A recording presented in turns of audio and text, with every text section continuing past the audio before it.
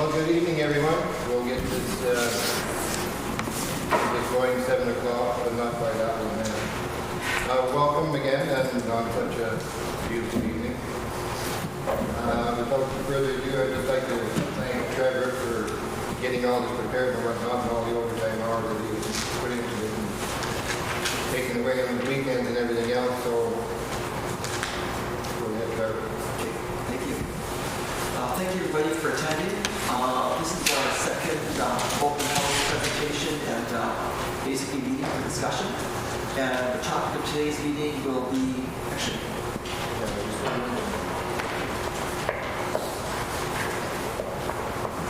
sorry about that.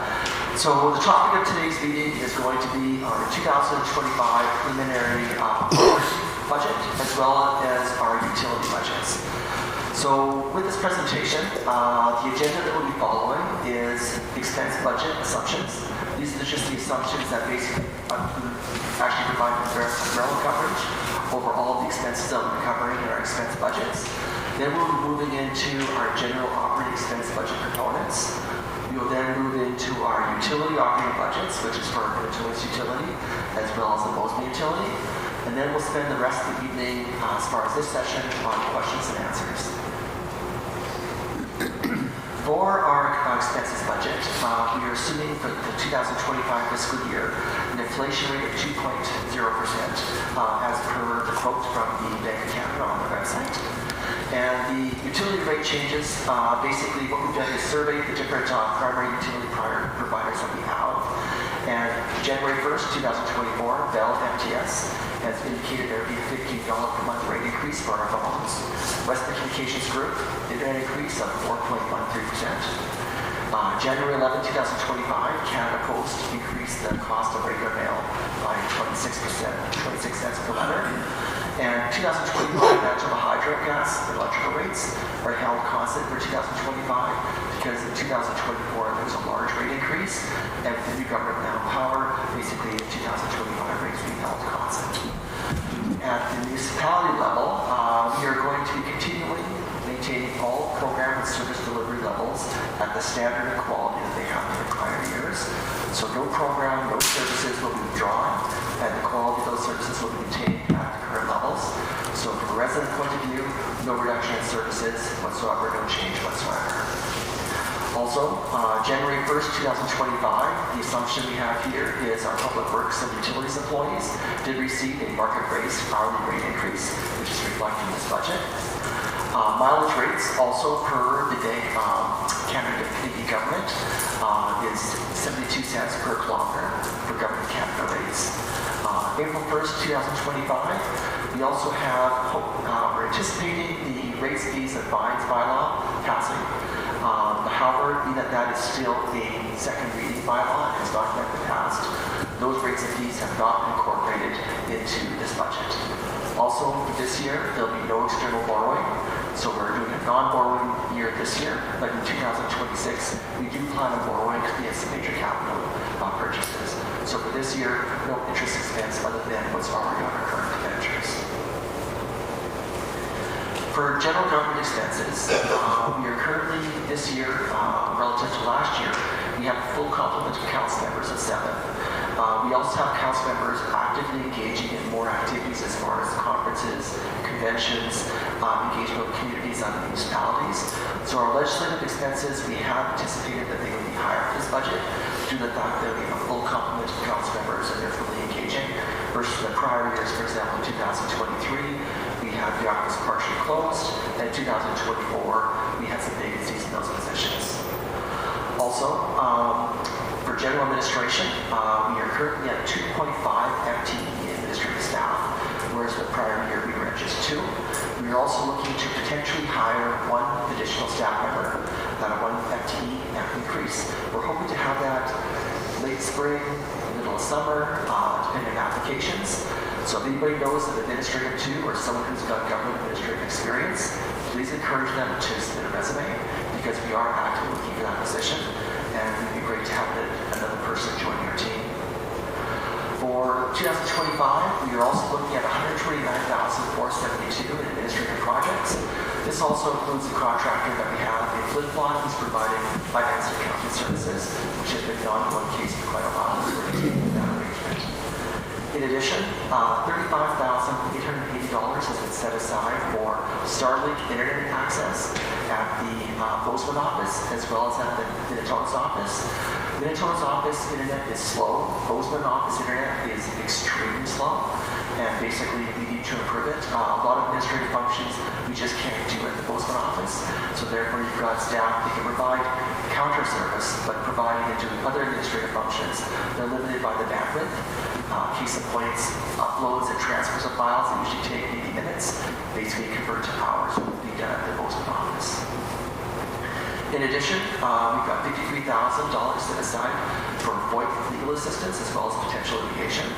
We also have $13,000 set aside for COPP and general donations. So for those who aren't aware, the COPP has basically been a grassroots started program, and we have been basically quite impressed with how well it's taken off. The number of volunteers started off in Minitonas and is now expanded to Bowsman. And the RCMP was very encouraged to hear what we were doing as well, and it basically are willing to provide support in the area of additional grants that they said were available for one-time expenditures. But what we're doing on this is basically applying for additional grants and basically putting $13,000 for that. And Council also has money set aside for potential future donations to organizations that we've left just as a placeholder. So as organizations come in looking for donations, we've got money set aside for that purpose. In addition, we're anticipating in this budget a $12,000 insurance receivable write-off, and that's for the Lenswood Community Hall. Currently, we are sitting on receivable from them for insurance premiums, and Council has advised that this is not likely to be collected. So we can no longer hold a receivable, we have to actually recognize the expense, therefore it has been incorporated into this budget. Moving on to our next slide, gives you an overview of our 2025 to 2024 budgets and our 2023 actuals. The actuals have been changing a little bit because we're currently working on our audit for 2023 as well. So in this budget, the handouts we have right now have been updated as of today. So those actual numbers you see there are basically as of this morning. Some numbers have changed, so we did a review. We figured it'd be a good time just to update those numbers. Not a lot of changes, but basically those packages are as of today as far as accuracy and up-to-date data. Moving on to our protective services expenses budget. Minitonas Fire Department, as you're aware, last year purchased a new fire truck. We're quite impressed with that vehicle and the fact that it's actually been deployed on emergency calls already and it's performed very, very well. The department's quite impressed with it. They have got some equipment that they had purchased for it to basically set it up as far as all the gear needed for operations. However, additional equipment is required, so $27,615 has been set aside for that purpose. In addition, I'm quite pleased to announce that recruitment for the fire department has actually increased, including recruitment at the Bowsman office. So we've set aside $17,330 in new firefighting safety equipment, and basically, if these members are here and they're proving to be quite well, they're going through probations very well, we need to make sure they have the equipment ready so that they can be deployed as needed.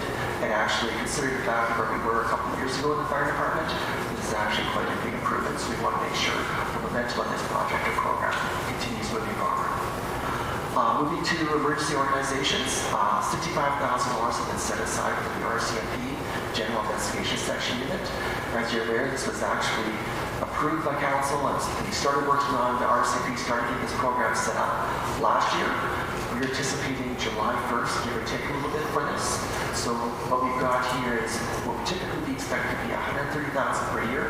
We've just divided by 2 and said that we're estimating a July 1st start.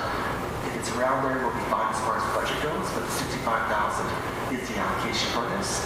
$60,000 from the federals, and then $40,000 from G4 municipalities, and our portion is based on population for the 2021 census. Also, the new mutual aid fire agreement is currently still in negotiation, but this year, this agreement will have no annual fee that we have to pay. So basically, there's been no budget money set aside for that purpose. So similar to the previous slide, this shows our budget changing, 2025 budget relative to 2024, as well as our 2023 actuals. And as you can see, we are spending more, but basically we are doing more as well.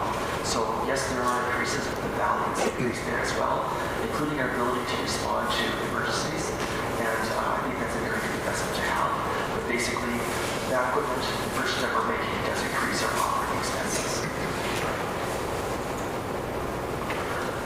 to our transportation services expenses budget, we have $126,037 set aside in additional fuel increases.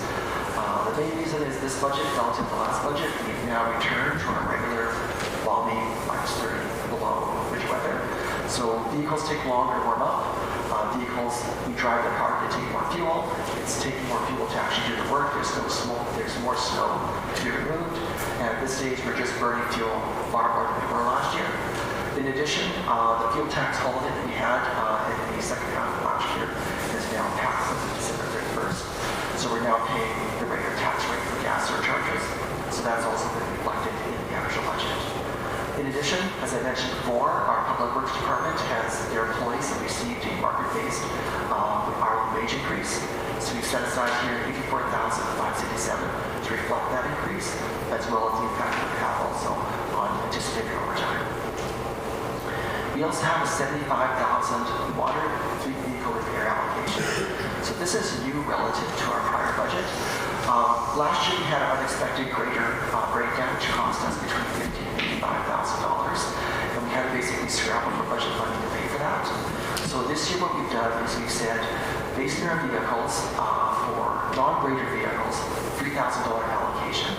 For graders, basically i.e. more expensive vehicles, we put $6,000.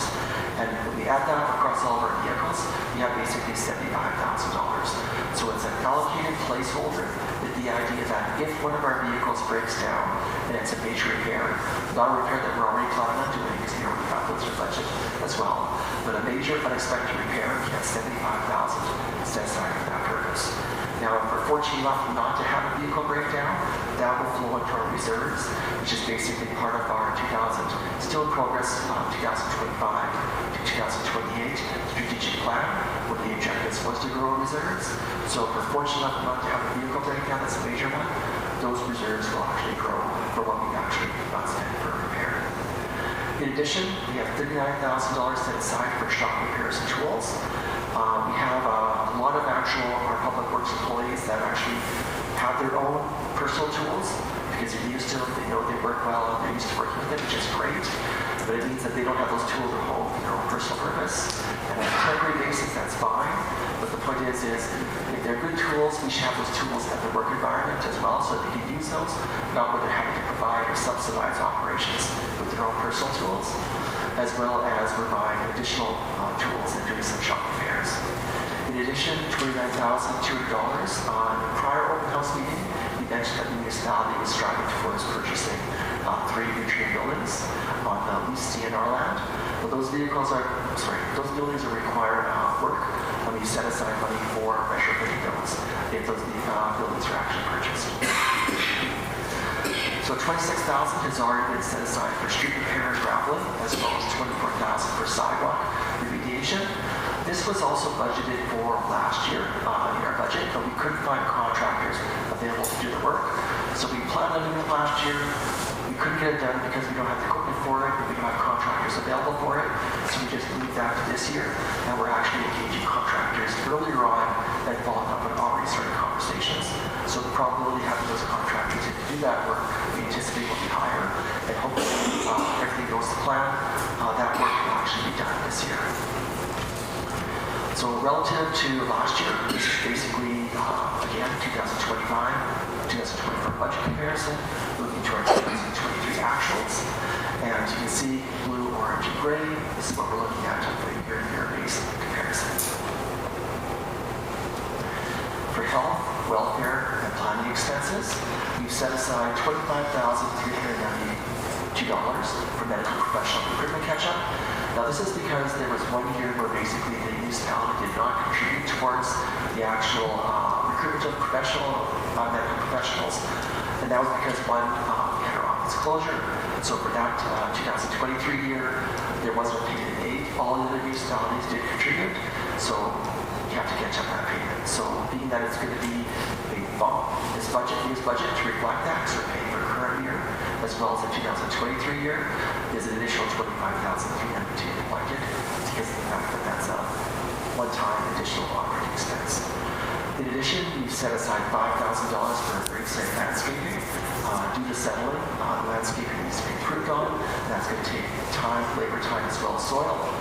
And we've also reflected in this department $4,403, the previously mentioned hourly rate increase for our public works employees. Now, relative to our 2023 actuals, the one-time Swan Valley Planning District survey is done. So basically, there's a little bit of change because of that. And we're not doing that this year. And basically, 2022, we had major weather events, which we had utilized in our 2023 and 2024 budgets. But basically, we have not put that in this budget as well. So basically, there's a little bit of change between budget, partially because our expectation was that weather-wise has changed, because as we move forward, we evaluate the seasons each on a year-to-year basis. For economic development expenses, we have last year we had more coyote situation in communities. We had residents saying that there was coyotes in their backyard, that basically their kids were playing, parents would come out, the coyotes would just sit there and watch and not leave. And we've also had more beavers down, which basically potentially causes a degradation of our roads crossings along those lines. So what we've done is we increased the amount we have for coyotes and beavers. There is no provincial allowance or assistance for this. So basically, municipality is paying for itself. So $75 per coyote, $30 for each beaver. So allocations are $13,275, $6,690 respectively. But we are utilizing licensed trackers. We just want to make sure it's done safely, humanely. So basically, we're continuing the program from last year, but we're actually expanding it because last year we expect this year to be similar, if not worse year, as far as those parameters. For RISE purposes, this year we will not be providing any funding for RISE. And then moving on to continuing in-house municipality website rejuvenation, we will continue that project as well. This one we're only paying for our subscriptions for all net meetings, all net web, and basically we're still doing it in-house. So those subscriptions will basically go up by about 2 to 5% per this year. We are utilizing services a bit more. We are drawing on technical support sometimes for web development. It's something we haven't done before. Once we learn it, we now have that knowledge in-house. So those few times we're providing extra assistance, we reflect that in this cost as well. For a year-to-year basis, this is basically where it changes. The biggest changes, of course, being in the pest and predator control. If coyotes or beavers aren't as bad this year, or we over-anticipated what they would be, we would, of course, have savings that we can allocate other areas or move it into our reserves. Moving to recreation and culture expenses, we've got $46,500 for the Minitonas Arena grant, which is the tip for the same as usual. We also have $5,000 Bowsman Arena grant.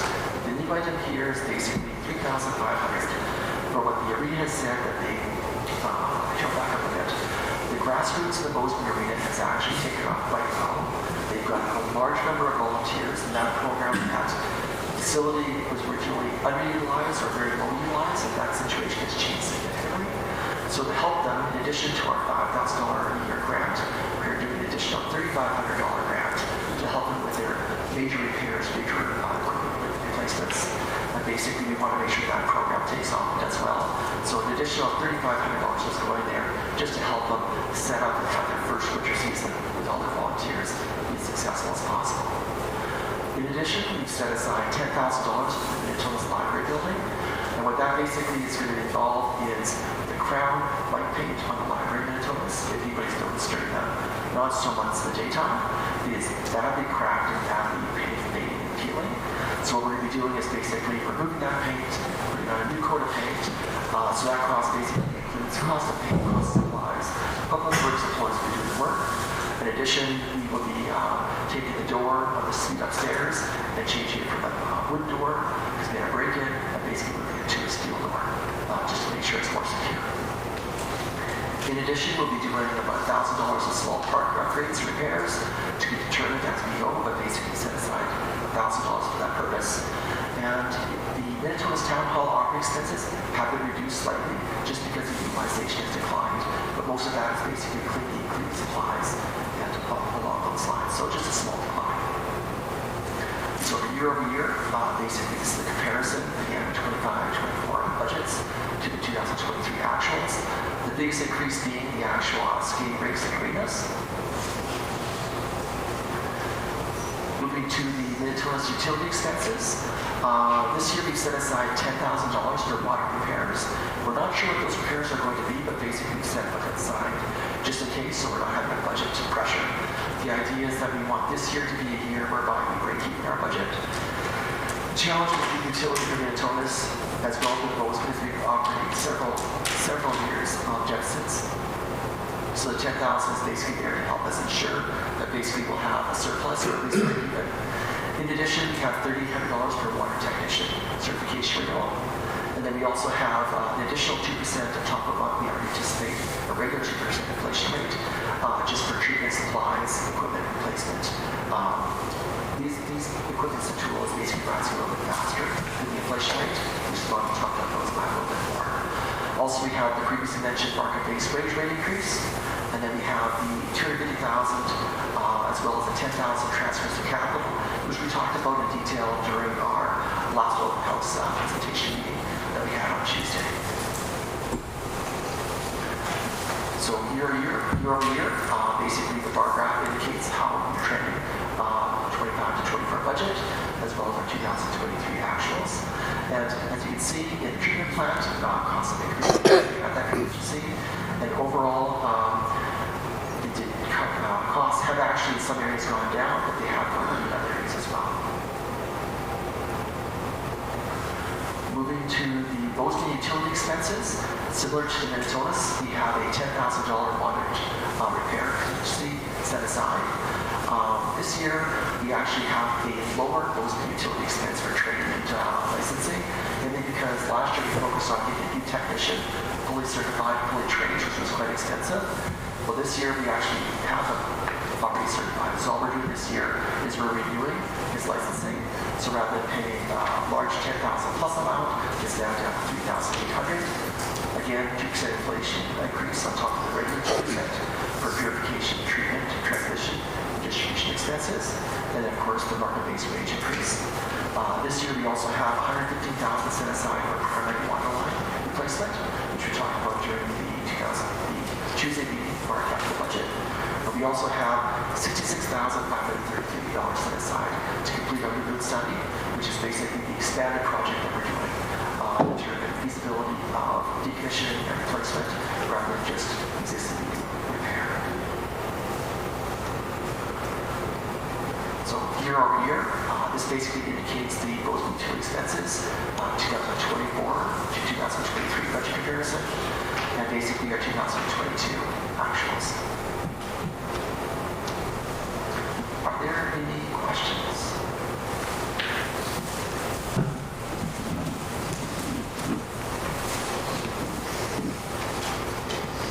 Yes. I guess the first question I have is this considered the required public hearing for your financial plan, or is that outcome? Absolutely. This is not part of our public hearing. So in our 2025 and 2028 strategic plan, which we're still working on developing, it's I'd say a little over half done. We wanted to increase the level of transparency and engagement with residents in the actual budget development process. So what we've done is we developed the budget, which was basically all the research that goes into it, as well as council deliberation of what they want to prioritize relative to the strategic plan that's basically that they're working on. It'll be coming out probably the next couple of months, as well as any changes as far as what they want to do budget-wise this year versus last year. The council indicated that they wanted to do the engagement. So yes, Tuesday, we did our capital budget open house presentation, 5-year capital plan, which this crowd is actually a little bit bigger than that crowd, so that's good to see. And then we have this one here, and then on the 27th of February, we have our mill rate revenue grant open house.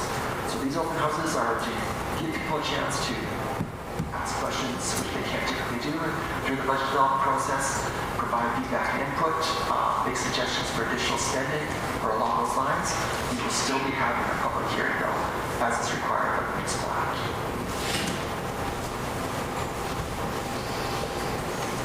Why are there 3 separate meetings or sessions? Why is it all done in one? With these meetings, we go into far more detail than we do in our actual public hearing.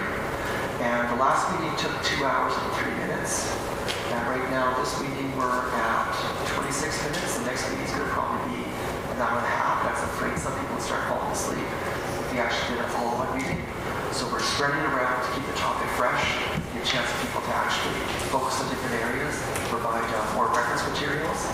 And basically, you can't make it from one meeting, you can still get part of the budget presentation for another meeting. So it was just made to allow residents have more opportunity to find out what's going on and ask questions. If you did it all in one meeting, it would be an awful long night. Are there not, provincial government, do they not give you figures and allotments of, say, what the budget should be based on other municipalities in the province? Are there not general figures that they say you should allot for, let's say, fire and safety or whatever? Do they not have provincial guidelines for those? In the area of the budget, we can engage and consult with them for information to help us assist with the budget process. But the only, what we have right now is mill rate has to be approved by the national government. So we go through this process, just like every other municipality as well as the city of Winnipeg. We basically submit our budget, and then the municipal relations and affairs reviews, and they basically approve the budget, and then they also say, here's your bill rates, and then we have to go through a bill rate bylaw process, 3 readings and approval. So they do a review and approval of all those lines. We're not at that stage yet, so this is all preliminary. So we go to this, we then have our first reading, we have our public hearing, we send it to the national government for their review and approval, and then basically once approved, they say these are your bill rates, and then we work our bylaw as far as that go. Because you have to have a bylaw for bill rate bylaws. It's part of the regular process. As far as what we charge or aside from property taxes, we also have public utility board orders that say that for bulk water, consumption of consumer water, for sewage and along those lines, these is what you have to charge. Those are the rates that you have to follow. So we have currently an order in place for, it's in place now, I'm not sure how many more years it goes for, but basically we follow that order, and we have a bylaw in place already that basically says this year it'll be this rate, and next year it'll be the next rate, and along those lines as well. So what we are still looking for approval for is we have a 2022 deficit.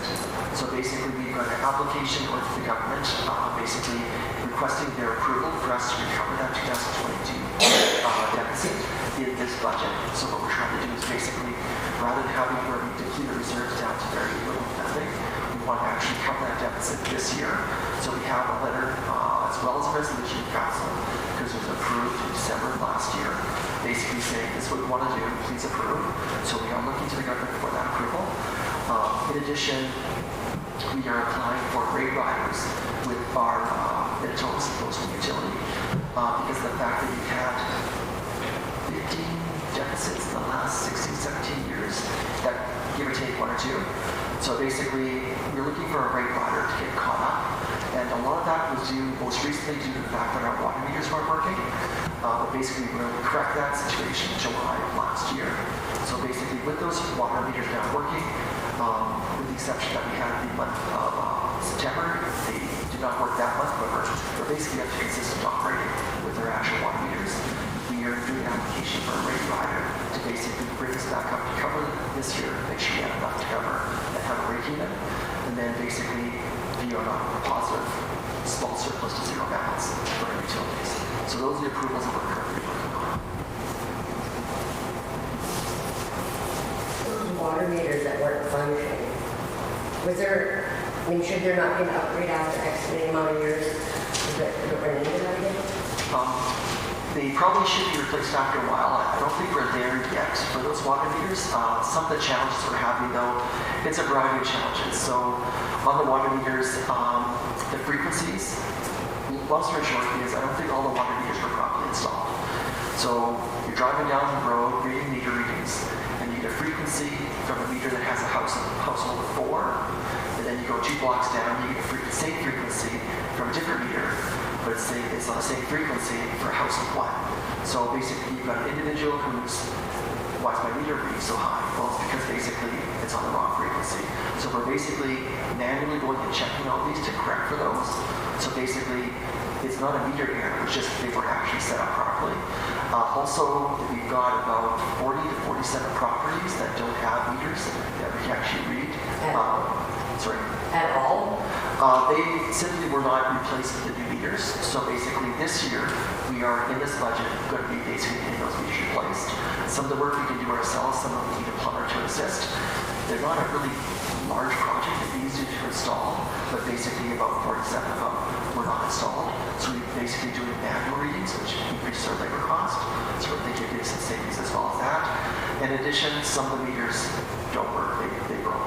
So basically we know which ones those are because the meters have not been reading properly. So on those individuals, we charge them legal minimum, but basically we're looking to fix that as well. So these were not this year problems or last year problems. They were originally when it was set up. We've had a few meters fail, but basically we're aware of the situation now that we actually are getting meters readings. If you remember back in, the meter stopped reading back in October of 2022, and nothing was done about that until July of 2024. So now that we've done a couple months, we became aware of the problem. Now we're actually working on fixing the problem. So it was a huge revenue loss.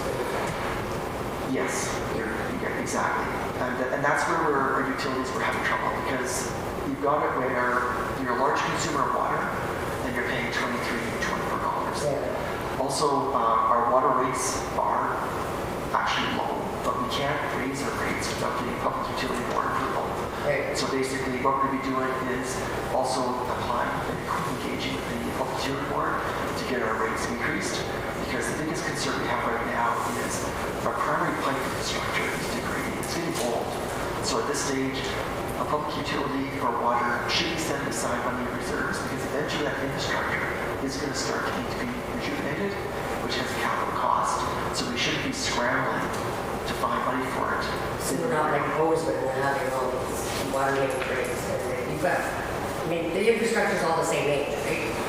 Pretty much. So that is, Assuming on the same age, yeah. I think it's pretty close, hey? Within years, yeah. Yeah, so I mean, the Bowsman is having that with a couple of would have think. It is time to start thinking about the big, that's Yeah. a huge cost. Also with the Bowsman Lagoon situation, we knew that was coming years and years ago, and there's been no reserves built up. So we had many years of opportunity where we could have built up reserves for that, and unfortunately, Nobody did. nobody did. So now we have to deal with the situation. So we're doing the studies to find out. That Yeah. was another one of my questions, the Bowsman Lagoon, that $66,000 feasibility study. That's just a study Yes. to decide where and when they're going to put the lagoon?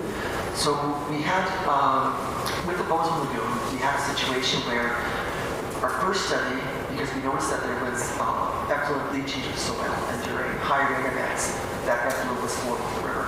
We became aware of that quite a while ago. I'm not sure what year it was, but it's been a few years now.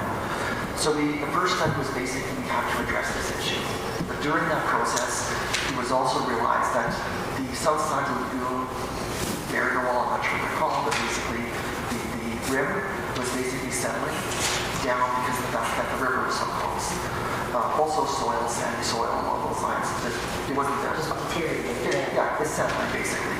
So we did the study and we had a quote, I believe it was, going through my fingertips right now, I think it was about $250,000 to $275,000 just to remediate where it deals with the effluent, but not actually repairing the actual area, edge or the wall of the actual lagoon. So rather than just doing a repair and then have to pay more for a repair to actually stop the effluent and then basically spending more money to actually repair it, the question, and it was actually posed by the Water Services Board, was would it be more cost effective in the long term to actually replace the lagoon? Because the lagoon is old. So what happened is the Water Utility Board said, let's do a new funding agreement. We're willing to pay 50% more for the increased cost. The municipality agreed to it, and we have an agreement with the actual Public Utility Board for that, or sorry, the Water Services Board for that. And that's why we went into phase 2 of the project. So that would involve basically decommissioning the existing lagoon as an option, as well as putting sensors in for monitoring, and then basically constructing a new lagoon that will actually meet the current population and projected population of the Bowsman area, as well as find a location for that. It could be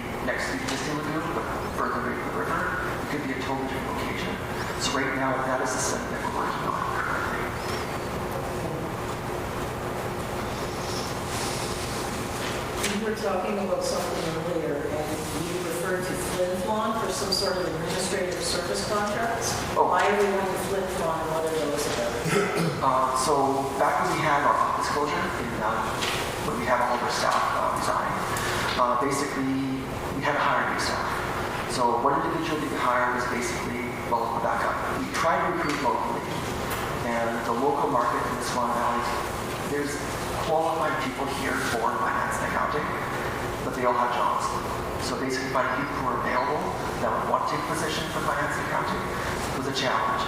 So we had one individual that basically Flin-Flon who said, I can do this work, she's qualified to do the work, but basically she lives in Flin-Flon. So what we got now, she was originally working remotely as an employee, and then in February of 2024, she said, I don't want to do a full-time work anymore, I just want to work on a part-time contract basis.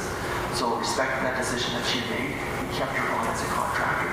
She's familiar with her system, she's working quite well, and she's basically carrying one of the reasons why we're doing so well, but our audit catch-up is because of the work that she's doing. So basically, she's not an employee, she's not part of our payroll benefits, she's now a contractor. So she's not doing our financing? Like, who do we use, where do we go for our accounting? And is any of that done locally? So again, it's what the local market can provide as far as skills, accountability, and along those lines. So right now, we have the individual who's on a contract basis in Flin-Flon. She's doing part of our accounting and bookkeeping. We also have our staff in the office that are basically doing the front counter clerk, administrative clerk work, level 1 position, that are doing the work as well. We also have a contractor from Venture Accounting, basically bachelor's degree in accounting, basically helping us also on our accounting work, also helping us on our audit work. And where are they from? They are based in Brandon. So In Brandon. in Brandon. And then we also have Venture Accounting doing all of our payroll and benefits as well. The advantage there is that their company has 2 specialists that do that payroll all day long. And that skill set is solid. So at this stage, what we've done is we contracted them, and the payroll benefits, we were having some challenges back in 2023 and 24. Those have all been rectified. And basically, I'm quite pleased with the payroll administration that's happening right now. But it's being paid to somebody in Brandon, not anybody local. I'd love to hire someone local, so if you know somebody who could do this work and has experience and some credentials, please encourage them to submit a resume. I'd love to talk to them. Are there other things that are subcontracted out of the area that we could be doing locally? Like where's our financing done? Who does all of that stuff? Where is it? By financing, I don't quite follow. I'm sorry. When you do a bank deposit, where do you go? Is it local? I do the bank deposits and they're prepared by staff here in the office. Yes. And where do they go? Who are you using for a financial institution? Is any of this local? Oh, we use Swan Valley Credit Union. We've been using them forever. Yeah. So we definitely do support local. It's just in the area of finance and accounting employees. Again, you've got qualified people here, but they've got jobs and they are well engaged and happy where they work. I would love to hire someone local. We posted for Administrator 2, which is finance responsibilities, as well as a manager of finance and accounting back in 2023. We did it again in 24. We have ads and advertisements still up now. I mean, help me help you. I'd love to be able to hire locally. If you're using a firm, I find it hard to believe that there isn't a firm in Swan that can handle payroll. I mean, what do the other, this isn't the biggest account in the valley. So The hourly rate is very competitive because typically you have to go to an actual accounting firm. Venture Accounting is not accountants. They don't have CPAs in their staff. They have very, very qualified financial clerks, administrators, managers, but they're not paying for CPA designations. So the hourly rate they're paying right now is actually lower than it would be, say, for an NNP or BDO accounting firms. They're not new.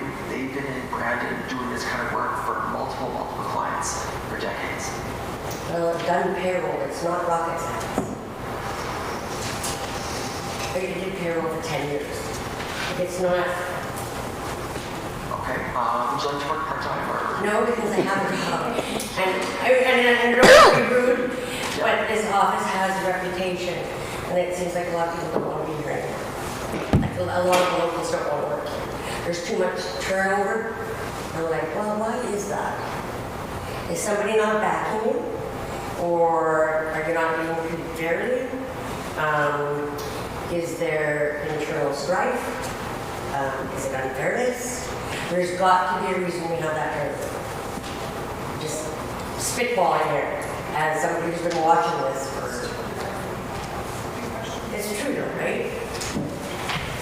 Yep, there's been a lot of turnover, you're right. Yeah, I'm Absolutely. waiting to ask why. Because training somebody is money all the time. Yes, it is. It's a waste of money. So if you've got somebody good, you've got to get along with them, treat them respectfully. I don't know what's going on in there, but And local is important too. local is very important.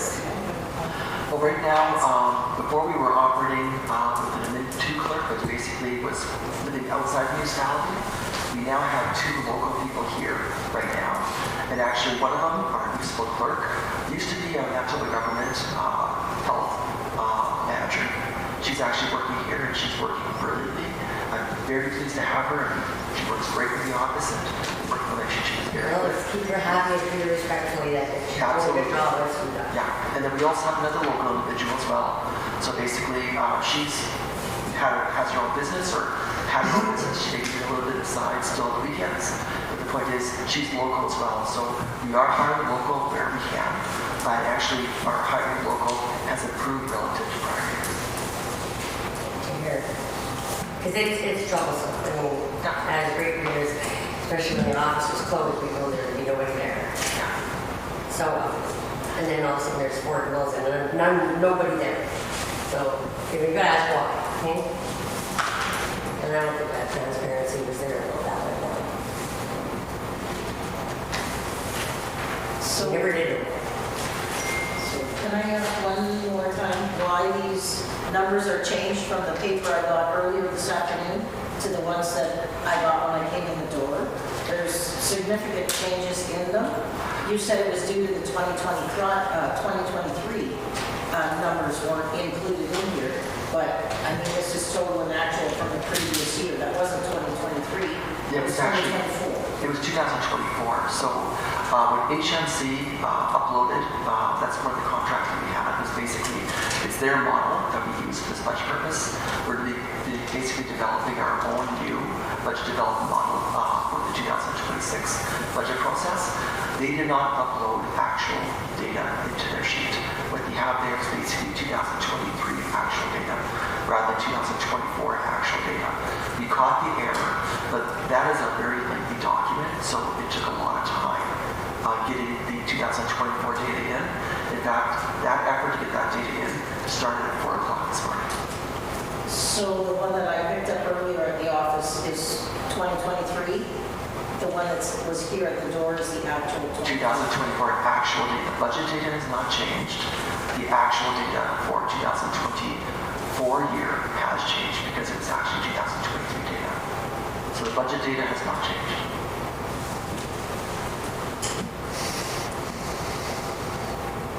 It looks to me like a lot of things have increased in price, in cost, from this morning to now on these sheets. Again, I've already answered the question, so So on the topic of shopping local, I know we're going, the RM is using brand new computer. Does 83 North and Spruce Cutting Computers have an opportunity to bid on those purchases or on that contract? So we had an RFP that we have out. We have not yet reached an RFP decision as far as selecting the vendor. I can't recall the name of the firm that you, what was the name of the firm? I know where they're located. I've actually shopped there for selecting the municipality, but what was their name again? A brand new computer, that's what that's. Yeah, but the one here in Swan River, you mentioned. Country and 83 North. Yeah, 83 North. So the one, so we had no submissions for the RFP from local. So basically, brand new computer bid. We had some other bids from other municipalities, or not other municipalities. We had, I think we had 3 or 4 companies that have bid, So basically, those are the ones we're looking at. And yeah, it was basically, the advertisement went out in the MERC system, which is the software web portal that's used by government and municipalities and provincial government for RFP submissions and advertising. It's standard across Canada, so it's not just Manitoba, it's Canada-wide, and it was up and posted for quite a while. We have 3 to 4 submissions. We have not yet selected the vendor for that. And part of that was just workload now. We had our staff were basically lost one staff member, so we had to basically maintain operations. But basically, that RFP process is still in progress. Because I talked to the interim CAO who was here before you, and they said that they used Random Computer here because that was the one that they were familiar with. So they gave no thought to shopping local, and that's why the change was made. I can't speak about what the interim CEO said because I wasn't privy to that conversation. But all I know is that when I arrived here, Brandon Computers was providing temporary interim IT support services. Their support service and service level has been excellent. And basically, I went with what I thought. So basically, they're in place, they're interim. There's no point changing one interim to another interim while you're doing an RFP process. You stick with the interim you've got, you finish the RFP process, and the goal is basically to focus on your new permanent IT service provider. How long has it been intern? It's been, I'm not sure when Brandon Computers came on board. Do you guys know? Just thinking back, probably about 15, 16 months ago. 15, 16 months.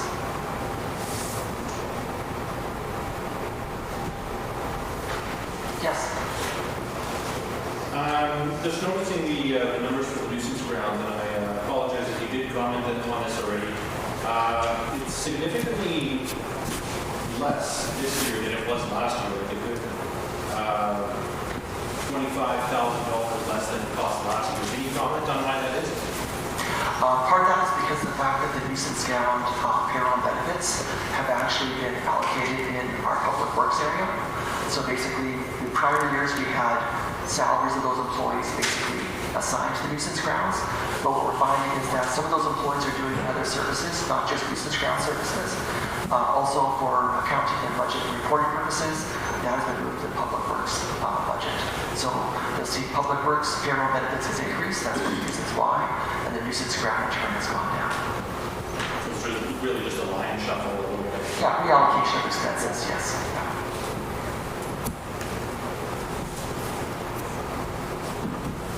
So in the beginning somewhere you had Starlink for $35,800. Is that equipment, capital expense? Is that just money expense? Where does that all fit in? The Starlink, it was for Starlink as well as our IT services upgrade.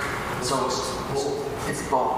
So Starlink is basically you have to purchase their equipment, and the rate that they charge is actually higher than we're paying for internet right now, which is Western Communications Group. Also with right now we're doing it's not ideal. Basically we're taking a break-fix approach to our IT services, servers, computers, network, along those lines. And it shows because it's not where it should be. We struggle with it quite a bit continuously. So rather than doing a break-fix approach where basically something that needs to be done, call us, hey, I can't print anymore, my laptop's not booting up, or I can't get network access to our boot drives. We call it Random Computers, they fix the problem. That is the current temporary IT service provider arrangement. But basically, when we select our new permanent IT service provider, we're going to a dedicated client. So basically, we'll pay for monthly or annual charges, depending on what that contract looks like. We'll have priority, faster response than we would in a break-fix situation. And we'll also have additional IT services provided.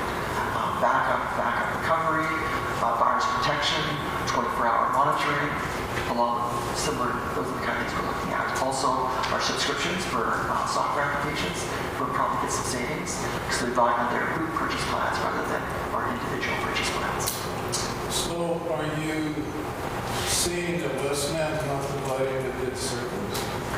No, number. All I'm saying is that when I'm in the Bowsman office and I'm trying to transfer files from a video camera for a council meeting, so I can basically get up on a website, that transfer in Minitona's office takes me about 20 minutes as far as the progress bar, going from 0% to 100%. When I started in Bowsman, it tells me it's going to take 23 hours. So, yeah, that's what I'm saying. And Sterling is fantastic. I mean, I've heard they are good. it's great. Yeah. We've got it at home. Yeah. If it's more money, Yeah. Well, Sterling's good for remote areas, but in town like this with Westman, there shouldn't be an issue. So I don't know. you guys, one's broadband and one's, It doesn't matter. What you get with Westman, if you pay for it, you get a good service. You can't do anything it's down a lot. You can't do what.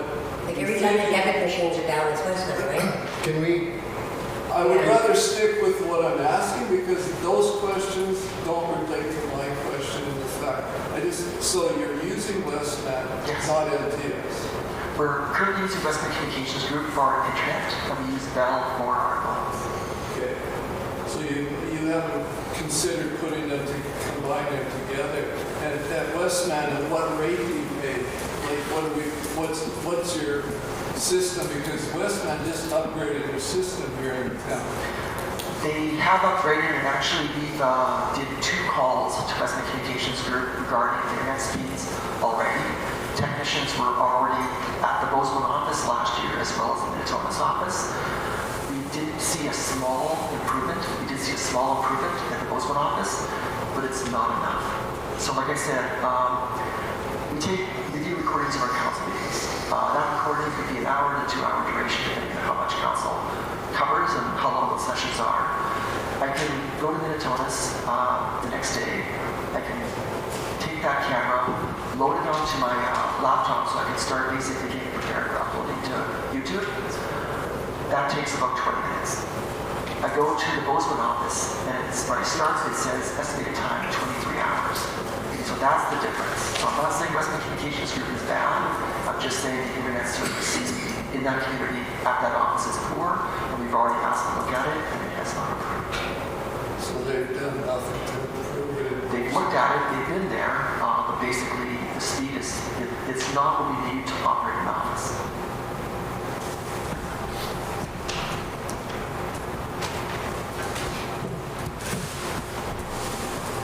Yes. Can you explain why there's no funding for RISE this year? Council has decided that in their priorities, what projects they wanted to pursue, what programs they want to initiate, and what they want to prioritize as far as operations, that RISE was not higher priority relative to what we are actually pursuing now. So the decision of council was basically not to provide funding to RISE.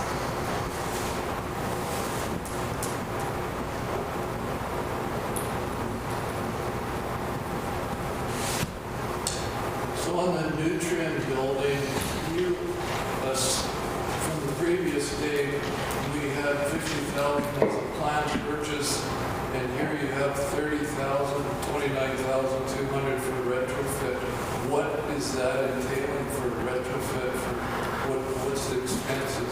That's a placeholder for unexpected repairs, unexpected, not capital purchase repairs, but basically smaller repairs like new doors, new locks, lights, heaters, along those lines. So it's a placeholder. We don't know if we're going to spend that or not. However, we just want to make sure we've got the funds available for that to make those buildings operational. If we don't spend it all, that money flows into our reserves. It's just we don't want to be in a situation where we walk into a project and suddenly we've got a $15,000, $20,000, $30,000 pressure for unexpected. It's like when you buy a house. You walk through, you look at it, you buy it, you move in, you always buy things. So basically, this is our things budget, just to make sure we can, it's not going to impact us financially. Have you considered, like what I talked about the other day, having somebody come in and give you a quote for adding on to the building at the other place? At the RM shop, building onto the north end of the big shop? Just to have an idea of where you're sitting with this compared to something that would be far better long-term. I think we did 5 years ago, Walter, and used the reeve check into that. And I think a 40 by 40 addition on the north end was about 70 grand back then. That would be going out to the existing brewery building out there. And costs have gone up, so we haven't checked recently. So just a clarification for myself, there's a reference on a page here, SLWCD, what is that? What page are you on? It is page 6. Sorry, this might be from this afternoon. I think that's the Small Lake watershed. Sorry? Small Lake watershed. And there's also just below that, for the webpage, the 14,700, and that is paid to Brandon. No, that's actually AllNet. They are they developed and they support a software web application that many municipalities use across Canada. And when you go onto our website, that website is the subscription that we have, that we actually do for, when you go on there, it's actually on their website, we pay a subscription to use it. Also on our meetings, you basically click in, you see our agendas, you see our resolutions, that's also their software. So basically they are a software as a service provider, and basically it's their subscription rates that we're paying for that amount.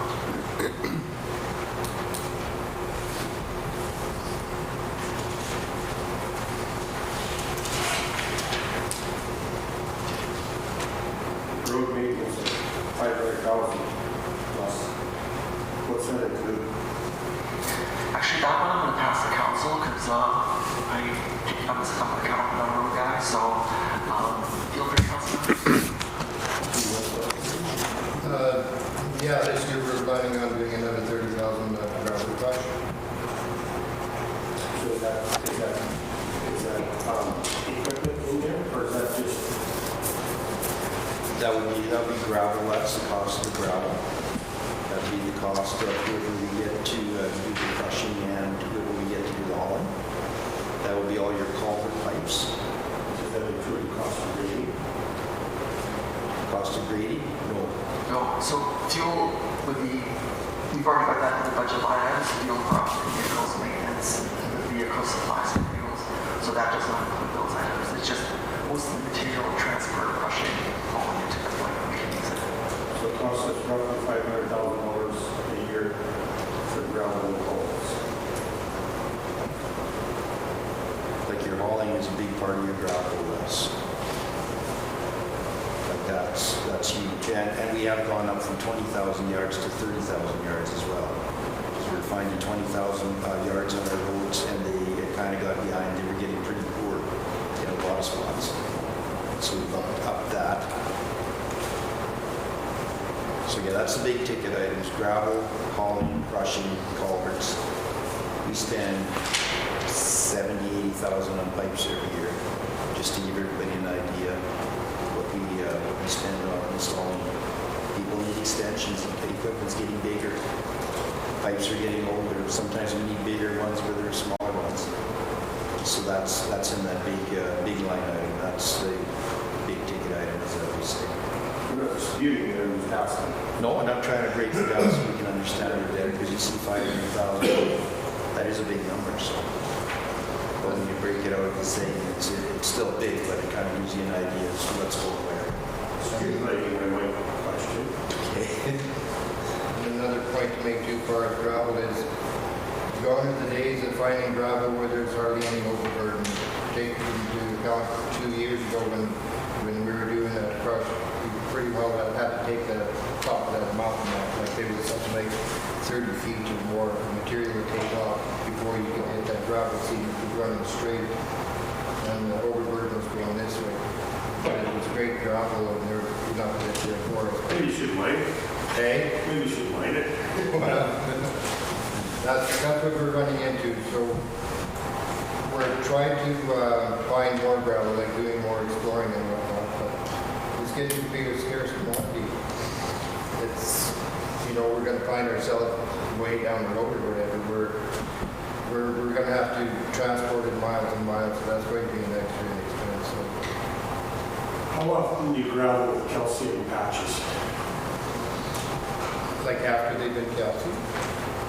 Like, a calcium patch does not get gravel every year. No. If we find that the calcium didn't bond properly, whether with weather conditions or something like that, then it'll get gravelled again the next year. My question is calcium holds, you don't lose your gravel with calcium. Where's the gravel go? Like just road gravel? Yeah, like if you put a load of gravel on the road, where's it go?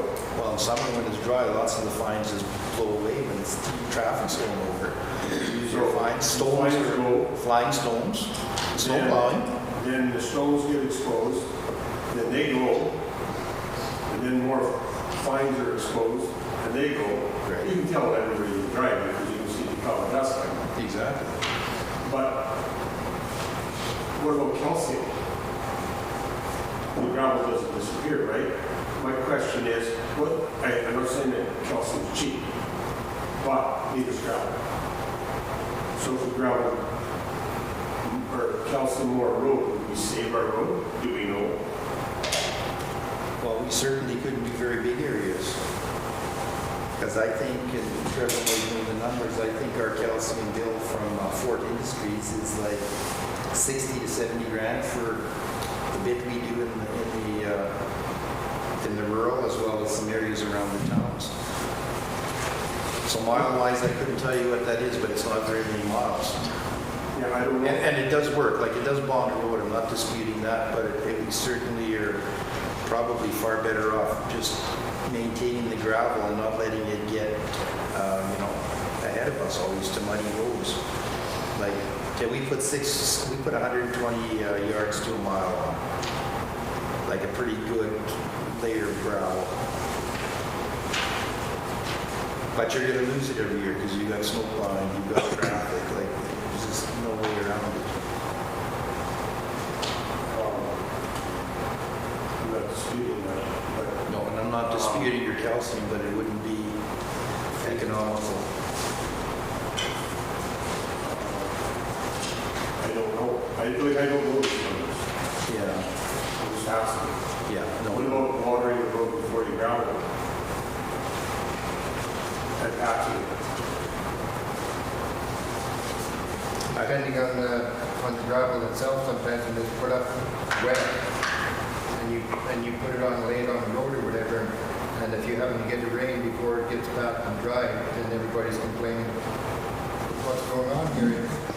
My wheels all blown, getting all plugged up and everything else. So, to have good gravel, you put it down, you gotta have the right weather conditions to get it back, and then after it's back and dry, it's great. But, and then another, not to say a problem or whatever, is to get good gravel with a proper mixture of sand, clay, and the right size of rock. There's a lot of times if you get a gravel pit and it's too low in the sand, so you got to bring material in from somewhere else and do the mixing. And clay vice versa. So it's a process. So.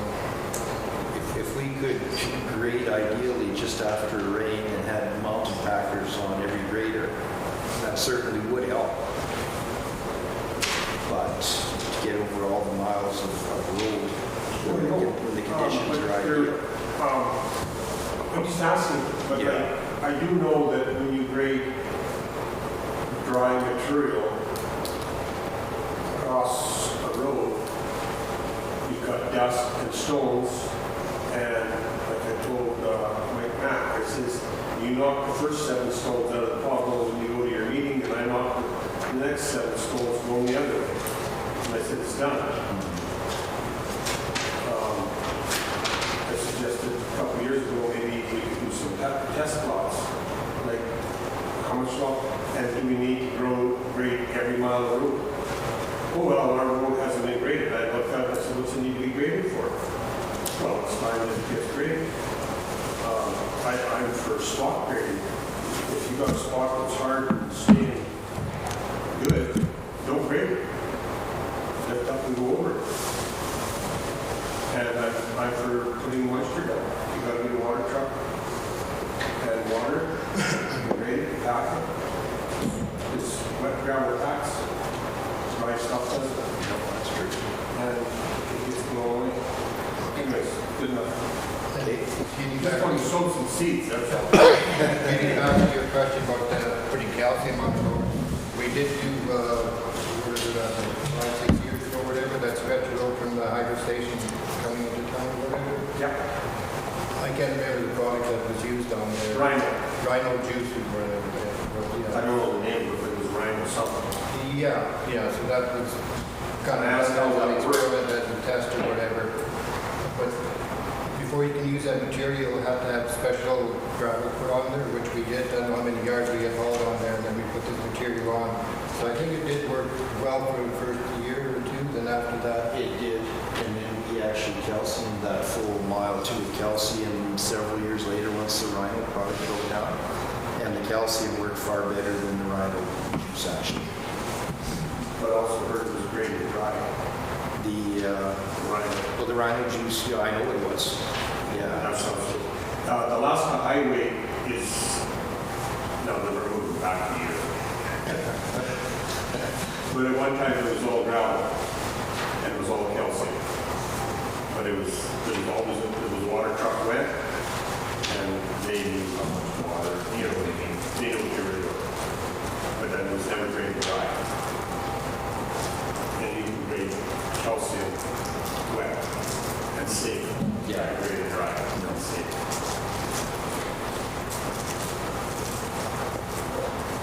Yes.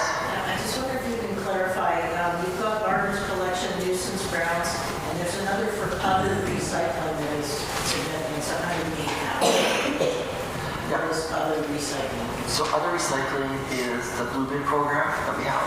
So we have to pay for that, as well as for, It's on page 5.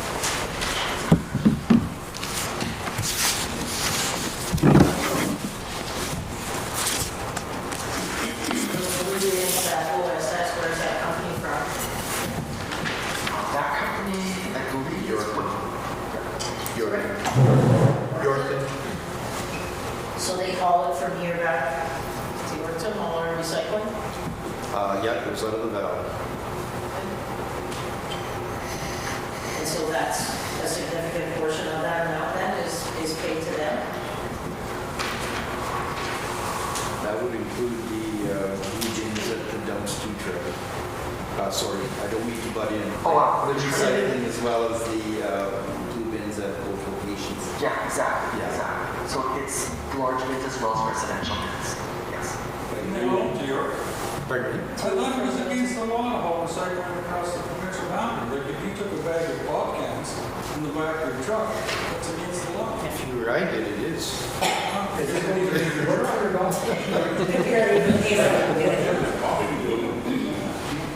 Actually, all Swan does, I think Benito does, us and Bowsman do, I'm not sure what we're. Yeah, yeah. But them blue bins aren't as great as we think they are. That's cost us $130,000 a year to get them guys to come in and take them away. Isn't that right? They're 180, well, a couple of years ago it was 130. There's a cost to it, but there's also it's community, it's the environment. It's basically, you want bottles and cans scattered over your community, and then also the public Where we environment. get them scattered over a community. There are communities where they are scattered around because there's no recycling as far as you can't take in a $10 pop can and get 10 cents. Like you can't take a pop can and get 10 cents rebate. So there are communities that have pop cans, parking lots, pop cans in parks. So what we do with the blue bins, we try to prevent that from happening. Plus also give households a chance to recycle other materials as well. And I guess the dump would fill up a bit quicker too. Totally. Yeah. So we're saving on our dump filling up by throwing it in our blue box and then shipping our blue box away, and we're paying $100,000 a year to get rid of our blue box. And I guess sometimes you kind of go with these environmental things because fire dump maybe fills up to a certain level. It could potentially get shut down by the government too. So you try and maybe alleviate some of these things, Oh, I it's- thought the blue box was just a wash. But we paid to get rid of our blue box. I think the two communities, and I don't know exactly, but I think it's about 86,000 for Bowsman and Minitonas for just the communities, and then the nuisance ground dumpsters, that makes up the difference to the 100 and whatever it was, 108,000. So yeah, it costs money. But we don't have a choice. Ethically, whatever the word is. Even if we know the recycling is a scam, we pretty much got to do it, because you got to believe and hope it actually works, right? Oh, I'm not disputing, I'm just saying, I thought it was just a wash. You take that and you make your money off it. Yeah. No, you don't. We will pay them to it, so I will take it for free. I don't know if there'd be any savings in it or not, especially with the cans, if we compacted it ourselves and hauled it, I don't know. Definitely, or if we could maybe haul it ourselves, could they use it in their smelter? I think the labor eats all the profit. That's why most of the people that do that labor are special groups, right? Yeah. We're also looking at actually, so there's your answer to the profitability. You need really cheap labor to recycle. That's why most of the heads up in the country. Yes. Sorry, one more, just looking for clarification again, right on the front page here. It says other general government, like everything's listed out, like elections, conventions, grants, other general government, what would that? So what page are you on again? The first one? Page 3? Oh, yeah, sorry. 3, the first one. Oh, this is, oh. Yeah, I'm just looking for clarification of what that other general government, what is that? Just 2 quick seconds. Yeah.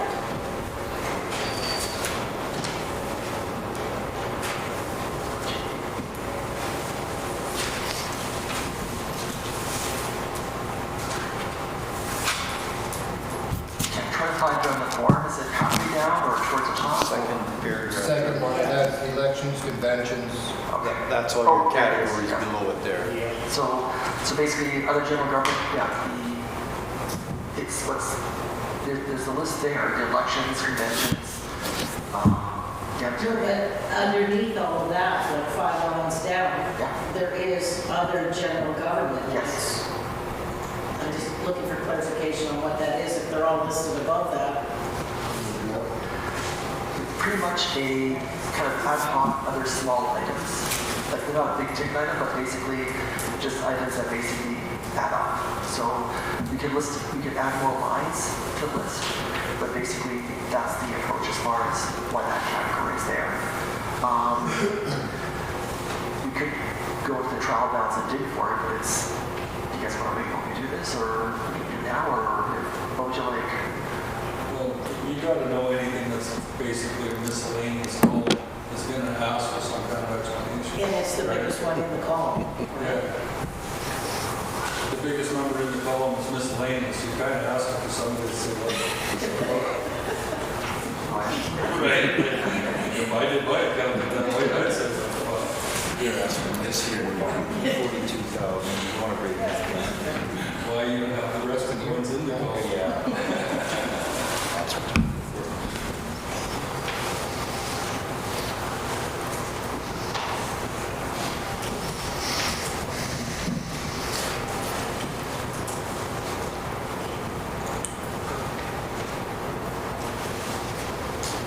While he's looking for that, with culvert extensions, who pays for those? Like the farmers that ask for them, are we all paying, or the landowner pays for them, or how does that work? If somebody's asking. Asking for a culvert extension? Yeah. Well, when we had the budget the way it was set up before, because basically it was running, we had the rural allocation, the rural would look after the cost of the pipes. There was nothing to do with the town paying for it. But now that it's going to be a single mill rate, it's going to be a different story. Everybody's going to be paying for everything. So we all be contributing to somebody that wants to have their road widened. And we'll be contributing to your new curbs in town. Except you won't be mine because I'm on government money. that's right. There's always that, Because yeah. I've been caught trying to get gravel, and I can't get no gravel from anybody because I'm not government. Yeah, in the past, it's been like for a culvert extension, we typically have done a 40-foot pipe. That was the standard. Some guys want wider. We're actually looking at maybe setting up a policy. So if somebody wants 60 feet, they may have to pay the 20 feet out of their pocket because, you know, you kind of got to have a standard and then go from there. But there's... Big equipment needs a wide cut. Yeah, exactly. And before, like a 30-foot approach was wide. Now it's not wide. You know, you need 40 minimum. So. I've got the answer. We basically based it on the 2024 actuals, and then of course we adjusted for the inflation. I'm not going to read these off one by one, so I've displayed it. So if you look at the monitor, it's all I'm this. not disputing that, just asking for clarifications. Yeah, it's all this. It's not there, is it, Trevor? Oh, oh shoot. Thank you. What's that here? Gotta read the fine print. It's the font one. Thank you. So what's that here?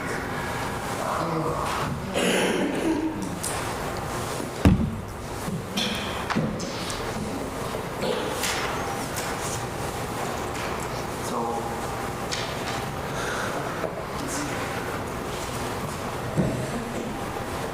I'll make it a little bit bigger, maybe one moment. No, that's okay. No, I don't know, I can see it. So it's these items here, and I'll just scroll down and cut slow so you guys can see it. We go to here, and then it proceeds into this as well. And then it proceeds into this as well. So, But it's under general government, right? so what we do is those items, our chart of account has ledgers and sub-ledgers. So general government is a ledger, but in that ledger there's sub-ledgers. So these are the sub-ledgers that comprise that ledger. So at this stage, these are the kind of entries that are categories in there. So our chart of account is much longer than what's in actually in this form. Yeah. So some of these are basically, some of these line items have like 4, 5, 6, 7 like general sub-ledgers rolled up into one, just for reporting purposes.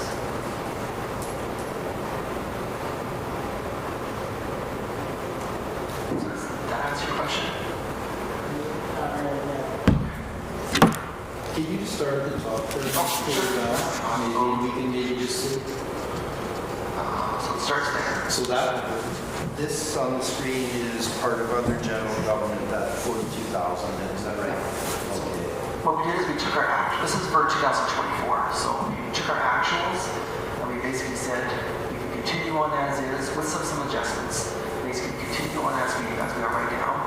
It should be this an amount adjusted to 2%. Now on this here we did do some adjustments for ad hoc one-time expenses, so because an ad hoc one we took up. For general government though, we're not going to add any new ones in because basically what we see is it'll be this or maybe a little bit less depending on unusual expenditures. I'll maybe point out some of the bigger ones like the 350, the 670. That'll be stuff for the Canada Day pancake breakfast at the arena. Yeah. I see. That was what the very first one is. That one was very interesting. Yeah, I want one of those.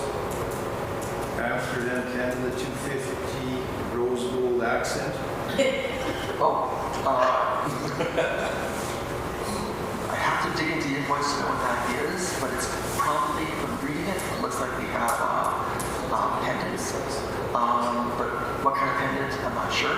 So, yeah. And then further down, I see lots of advertising. So advertising must be going into that section as well. Yeah. So some of that advertising was a lot of recruitment advertising. Also, for the events that we hold, we promote them because we want people to show up at our events. So basically, it's start times. We're kind of going into, well, some of it's also employment recruitment as well. So we're not just recruiting locally. We're trying to pull people in from other provinces. We can't find local talent out of the Valley region or further if we have to. Employment ads, bylaw, election stuff like that. Yeah. Dust control ad, let people know that we have that service available. Also, by-elections. We did have by-elections. So this one here, a lot of little ads basically got dropped into this one as well. Now this wasn't for, Is there not communications? actually, good question. So this is a chart account that was basically developed quite a while ago, and different chief administrative officers, different finance people kind of added it, tweaked it. So long story, it's morphed into something that is very much, I don't think, optimal for what we want for our reporting. So in 2025, one of the projects we got established is develop new chart accounts, and then basically also develop a new budget model, because the goal is not to use the HMC provided model for budgeting next year. It's time to basically, rather than using a template Canva that was used for multiple clients in Saskatchewan, Alberta, where they do their business, we want to build one that's custom built for us. So at this stage, it's work. You don't have to hire a contractor, you can do it ourselves. I've developed these before, but it takes about 3 months to build, test, and build a reporting form. So at this stage, we're already engaged with Microsoft for basically their assistance is going to be reviewing the chart accounts we developed, just to make sure that our automated transaction processes, payroll being a big one, will properly go through and look at the chart accounts. So we develop it, we test it, we make sure it works for our operations, and then we get a third party, which we use Microsoft staff to look at as well. And we're also reporting it to MIP to review as well, because you need more sensitive eyes on the chart accounts. So that's a project that we have this year, and that's one of the projects that we're working on as well. Because the chart accounts right now, there's room for improvement. I'll leave it at that. And the financial model, I think HMC's model was great. It got us to what we needed to do. We used it for 3 years now, this year, the past 2 years. But the point is, I really think this municipality would benefit from having a custom-built model that meets how it operates here. It'd be easier to use, faster flowing. And the one plus side is also that monthly reporting, so that managers, foremen can actually look at their budgets, see where they are during the month as well as at the end of each month, would be very, very beneficial for operations. So basically it allows them to be proactive in their budget. They know where they've got money to spare. They know where they're running under pressure, where they can move money if they need to. If something happens, they're spending a little bit more in the area because of unexpected circumstances. Plus also financial reporting would speed up our ability to generate financial reports. Also provide market analysis budget too. So what if we wanted to buy a new vehicle? What if we wanted to put a new roof on a building? We didn't get a grant to help us out with that. What would that affect us in other areas? What would that affect your bill rate? We should be able to take that into a model and tell right away. Like in matter of just take it in the fields and basically within seconds you've got your what analysis done. So there's no platform that kind of all municipalities use? Everybody has their own? Different municipalities use different tools. Some cities develop their own web-based applications where they develop their own software. Some of them use spreadsheet-based models. It's a variety. Basically, we do have, Microsoft does have a budget tool that we can utilize as well, but it doesn't generate reports in what we consider a user-friendly way. All those software applications generate reports, but the point is do you like the reports? Are they easy to work with for the people you've got? It's by building it custom built, it's basically able to better meet your needs. And the thing is we're not hiring contractors to do this. We're developing this in-house. So basically it's not going to cost taxpayers anything. There's no contractor to do this. We'll do this ourselves. So if I'm understanding this correctly, all the rules and all the laws in the world, we can develop our own accounting program to run our own RM, however the hell we want. It's not an accounting program. All it is it's a budget tool. So you can go to, you can pull up capital pension plan tables and see what the contributions, employer contributions, employee contributions, that's all on the website. It's public information. You want for pension. No, the operating system that the RM is actually using. Oh, no. That's what you're talking about. No, I'm not talking about accounting. I'm not talking about accounting programs. I'm talking about a budget model. So basically, it's basically a spreadsheet-based model that you can basically type in budget parameters like how much what you want to spend in different areas. Basically, what that's going to look at your bottom line, what you can afford, let you do whatever analysis. Many municipalities, many cities use tools and they develop themselves. But there's not a standard. A standard one is, again, you pull out a cookie cutter one that's going to be good for every single province, but Manitoba, how we operate here, our report requirements are much different than Saskatchewan. Manitoba is very requirements heavy. Saskatchewan, you've got a lot more flexibility. Alberta is probably different, BC is probably different as well. So, long story short, we're developing a custom tool for ourselves, and it'll be about 2-3 months to develop. It'll work with our new chart of accounts, which will be probably 2-3 months to develop. And we're not hiring contractors to do it, with the exception of NNP or auditor to do a review, and Microsoft and their GL specialist to do a review, which is just good due diligence. Just on the record, it sounds like we're rewriting the universe. And you know, For it budget, seems like that should exist already. again, custom built is what they're looking for. Yes. I've noticed that when some expenses like your equipment fuel expense is divided amongst your special areas plus your at large. Did I understand correctly that there still is a single mill rate though? So in the actuals last, like i.e. 2024, let me back up in history. So in 2015, the municipality amalgamated. But what the Manitoba government gave was a time frame, basically where they had to report, I should back up even further. So prior to amalgamation, we had different communities, Minitonas-Bowsman, are Minitonas. And then when we amalgamated, we were reporting mill rates for those individual communities. So Bowsman mill rate, we had a mill rate, Minitonas had a mill rate, rural had a mill rate, and we had an at-large mill rate. So the requirement from the Manitoba government following amalgamation was that we had so many years, and 2024 was actually the last year, where we could continue using those individual mill rates, and in 2025 we have to convert to a single at-large mill rate. So we didn't do it in previous years, but now we have to do it. So that's why the budget this year looks different than the actuals from last year, because the actuals reflect how we were allocating based on the old system. This system, it's at large. So basically, at large, no specialties, basically other than for our interest and debenture, as well as for the 2022 deficit recovery. But basically, it simplifies it, but it's definitely different. So if you're looking at it this year compared to last year, it's like, wow, what happened budget-wise? It looks so different because it is different. Is there anything that's being charged to the special areas that isn't being charged at large? So if I understand your question, you're asking if we have special levies for special purposes. Actually, we considered different options for special levies. We looked at transportation levies, we looked at garbage recycling levies, and there wasn't much of a change.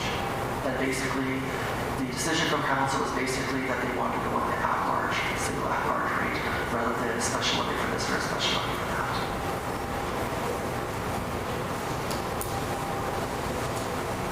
It looks like there's $5,000 set aside for the Bowsman daycare, but why isn't there anything that's set aside for the Minitonas daycare? That would be a council decision. Basically, the Bowsman daycare, we have done it historically for Bowsman. For this budget, council decided that they did not want to do, and they never have done before, done a $75,000 grant for the Minitonas daycare. And then similarly, the arena here gets approximately $70,000, and then Bowsman, and the arena there gets this year will be $8,000. Again, I just know people that I've talked to that from the Bowsman area seem that that's quite unfair to them. I know we don't understand necessarily our situation, but that's just like the feedback I've offered. That's a fair question. Did council want to comment on that? Or? I can comment on it, Trevor. Yeah, this one has artificial ice, as you know, Nelson, so the costs are substantially more. I think the power bill's to the tune of 40-some thousand a year here versus probably 8 or 10 there. They operate on volunteers there. We have a full-time custodian. I'm not sure the exact wage, but it's similar to the power bill. So that is the major differences. Yeah, and usage-wise, this one does see a lot more usage too. We have the Axemen here. We have different groups that Swan can't accommodate, they come this way versus Bowsman. So there is quite a difference in usage and cost. And then, this is kind of a daycare-related question, but more so myself personally and my wife is asking, is that in the event that the school is sold, is there a contingency or a plan to either keep the playground separate or to dismantle it and move it? Because that's something that we make use of. Sorry, I couldn't quite hear you, Nelson, on that one. If the school property, I'll come closer to you because I can't hear you. My hearing isn't good, sorry. What was that? if that school property sells this year or whenever, is there a plan in place to either keep that playground The equipment there? separately or move it, to another location or whatever, because it is valuable to my family and I'm sure others that use it. We really haven't had much discussion on the equipment. We have given thoughts to possibly moving the school or selling the school. We have given that some thought. No decision's been made on that yet, but we haven't really talked about anything as far as the playground equipment. So I do know it is aging and there's some things that are broken or not safe. Right, but I know a lot of people do use it, and it is nice to have there. So but that's something we'll consider once we decide what we're doing with the school, I think, and take that into consideration as well. Do you have a park at the other school? Yeah, playground. Oh, yeah, that's what I meant. A playground. Yeah, they do. Oh, yeah. Yeah, and I'm just not sure of being it's a little further out, does anybody even go out there and use it, or is it kind of off limits? I don't know, but being that's run by the school out there, I don't know. Because it's a middle year school, it's, most of the stuff that a kid under the age of 5 may not be able to reach. That's true. And stuff like that. It's just really-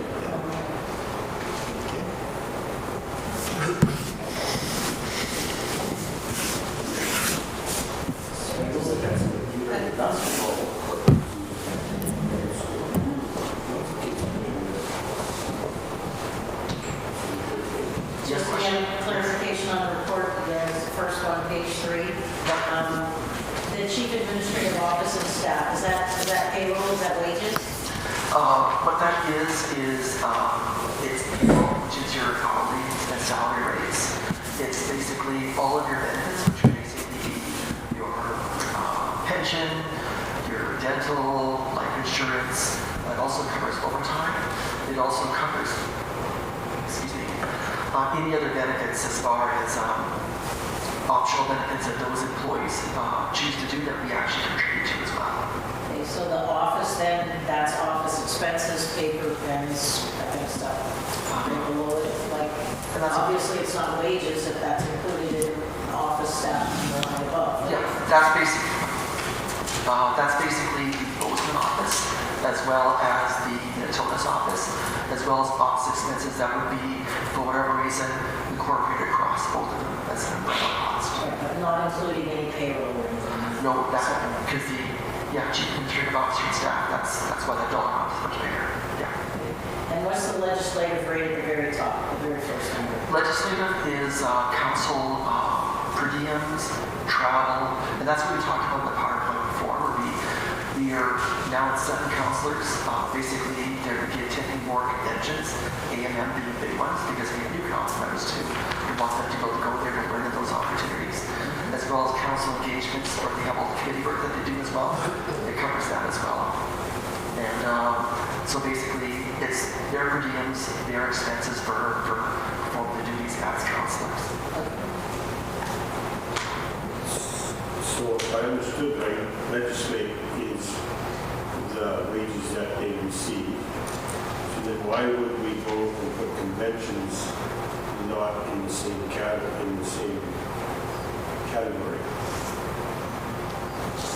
You know what I'm saying? So legislative, we scope it differently in that, so if I understand correctly, you're looking at the other general government, for instance, conventions, right? Yeah. So council members are not the only ones that go to conventions. So as a chief administrative officer, I attend the A&M. And also, which is Association of National Municipalities, I go, there's 2 a year, so I go to both. There's also the National Municipal Administrators, I go to that as well. As well as any training programs, for example, Boot Camp 1, Boot Camp 2, navigating your financial plan. Basically, those are 1-day, 2-day training courses that basically is being held by the Manitoba Municipal Administrators. Those are good in Hague or Brandon, so I can try to Brandon is cheaper, but basically that's where that is. So other general government, that's where that falls. So then the conventions that council go to are in that convention, or they're in the legislature? They're all rolled up in legislature. Yeah, it's it's rather than breaking down on the individual, it's. No, I'm just curious. What I am curious about, Go ahead. I'm curious that it costs us 20 grand a year for street lighting. What does that mean? It's Manitoba Highways bid to run the streetlights. Oh, is that what it Yeah, is? pretty much what it is now. So, Dale has his hand up. yeah, so the legislative, chief administrative cost, the legislative is 200,000 for you guys. And then $500,000 is for you and the secretaries. Am I understanding that? The legislative is for the whole council to attend conventions or meetings and stuff like that. As a council, it covers the council, right? Yeah, as Council well as their- expenses and as stuff. well as their per diem, All yeah. of the payroll is included in that, what you said, that, that's all That's you guys payroll. too. Yes. Not underpaid. In the legislative. You guys are in the legislature. Right. So the $500,000 number is you and the secretary. They're not secretaries. Oh, Professional assistants. We don't use that term anymore. So basically what that is my salary payroll benefits. It's the admin salary payroll investments. It's our municipal clerk new position, salary payroll benefits. It's a bumped up pad for her salary as well because she's minimum part-time, half a week. But she's very good and I've encouraged her to work more. So our contract with her currently says a minimum 2.5 days a week, but she works more, but it's not required. It's basically if she so chooses. It also includes we're trying to recruit, I mentioned earlier, another area too. So That's on the, we already know the recruiting thing. Yeah. That's all in that miscellaneous one, it's $40,000. no, that's in this lane that's advertising. We're trying to recruit. In this one here, it's saying if we're lucky enough to get one, I have to have money set aside to pay that salary, pay those benefits, to have that stuff over there. So right now, if you guys, again, if you owe anybody, tell them to apply. But if we can't find anybody, we don't get any applications, we can't fill that position, that's money that we're not going to spend. It's just going to flow either to cover other expenses or flow to reserve. So I'm an optimist, so I'm set money aside to recruit. But basically, again, if we can't, that's where it's going. You guys are all cool with that? With, just run that by the again, Dale. That's all right. What he's asking for is a breakdown of all the Oh, I costs. understand what he's asking. for. Because if we don't see the breakdown, we're going to keep questioning these expenses. Because we have the right to see what it costs to have a CEO. We need to have the right to know what each of you gets paid. Because in the past, I've seen it, we used to get it in our taxes. We'd always get a breakdown of what each of you had expenses for the previous year. This past year, it never showed. Yeah. Do you want to touch on that, Trevor? Just the notice just never. Wasn't aware we had a notice. I don't think you had one the year before either because there's nothing in our old drive showing it. I would agree. I'm just using the illustration that we haven't seen it. So Yeah. a lot of people look at that and they will carry on without questioning it. But when you don't have it, when you see 500,000, you're going to question where's 500,000 in your pocket because you and 2 other staff add up to 500,000. It doesn't ring in my bell without seeing a breakdown. If you're worth 150, I can see it, but where's the other 350? That's how I would see he's questioning it. Yeah. And I'm not disagreeing with how It is, but we have the ability to ask those questions and actually see how it's broken down. Absolutely, and I agree totally with that. This is the collateral impact of not having your audits completed and falling behind. So we just finished our 2022 audit, and usually there's a public accounts report that goes out following, in my experience, it's up to that public accounts report. So the audit financial statements come out, and then you prepare public accounts where basically it says, this is what you pay in these categories, depending on what reporting categories required for legislative and oversight. This is what you pay for council per diems. So each councillor will give you, this is total dollars paid to councillor A, B, C, D. This is your employees that you pay each employee. They won't break down the composition, but they'll say X dollars to employee, which is basically wages, overtime, benefits, pension, and all that. And then basically, it's basically public accounts because we're all public employees, you need that. But the challenge we've had is basically our audits are far behind. So at this stage, we just finished 2022, we're working on 2023. The handyman 2023 financial statements were just approved and audited and completed last week or last council meeting. Council approved those financial statements. But when you're this far behind, I can't give you 2024 because we haven't finished our 2024 audit. So in a normal scenario, you'd be basically finishing our 2024 audit somewhere in the month of May of this year. Then you have a public account statement that would go with that. And basically you'd see, here's your financial statements, here's your public account statement, and they'd be side-by-side documents. You got paid for that? Yes. Not since 2022. I wasn't here 22, but So you've been paid since then? yes, So that number exists? that number exists, but it's not But audited. we won't get to see it until we catch up to from 2022? Like Yeah. that, it won't become public knowledge because we're so far behind? Well, the whole idea is if I gave you a number and it wasn't audited from audited financial statements and that number was wrong, what would that do to public trust? If I said, oh, guess what, now we said this is what our financial statement said, this is what our public accounts are, that's why those documents are basically distributed, i.e. posted at the same time. So this number comes from a different year? No, this number was based on the GL. So it's, what our budget is basically an educated estimate. So we basically took last year's, we spent the GLs for those employees. We then adjusted them for the inflation increases as far as pay increases because they usually happen annually. We then put adjustments in there for the new employees that we're hiring. We put adjustments in for anticipated overtime. And then we did adjustments in for if we're hiring or trying to hire when we expect the new employee to arrive to get a rough estimate. So what's in here is not guaranteed in stone. It's Yeah, basically but last year was 440,000. Yes. This year it may be 480. yes. But my point is, people got paid, and we know how much they got paid. That's But we don't get to find out how much they get paid until we get caught up with the books from 2022. Am I understanding this correctly? Well, Because what's your incentive to ever get caught up? one, I don't get caught up, I'll probably get fired. So that's a pretty big incentive for me personally. So we're not staying years behind at all. This was the situation that existed before. Yeah, no, I get It is that. now. The numbers exist, why can't we see them? You're saying you want a proof of what's... Well, yeah. Yeah. Telling us we can't see the numbers because we're behind on our taxes. Okay, you don't get to know what this year's taxes are because you haven't paid last year's taxes? That doesn't, you know what I mean? You don't get to know what your next bill is because you haven't figured out your last bill? We're paying the bill, there's a number there, right? There's an actual, it actually says actual at the time of the head of the column. Yeah. You should be able to actually see the number.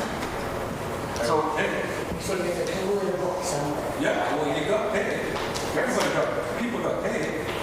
Those numbers all add up.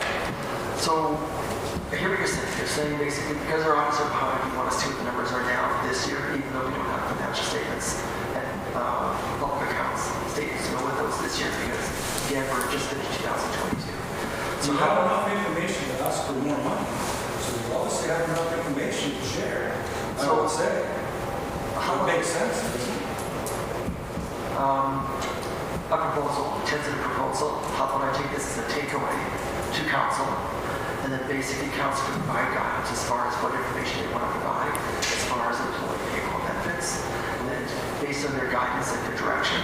If they say provide this or provide that, whatever it is, we can then include it and either include it in our monthly financial report, that we do every second meeting each month, or we can add it to our next year's report. So I'm not committing to it. I will commit though to take to council for their guidance and direction. Okay.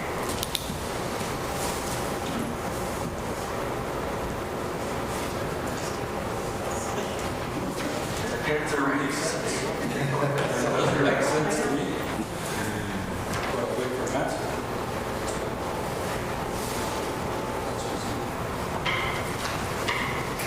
Yes. Just judging on how the other municipalities in this valley provide information for their indemnities or per diems or whatever you said it's called. Is it possible to, by default, include more information as to what the counselors are getting paid every month? I noticed that what you provide in your agenda is only the check number and a figure. We don't even get to know who got paid what. Is it possible to actually know who got which check and what they kind of expenses they racked up each month? The reports, and I have not had a chance to review, or I have not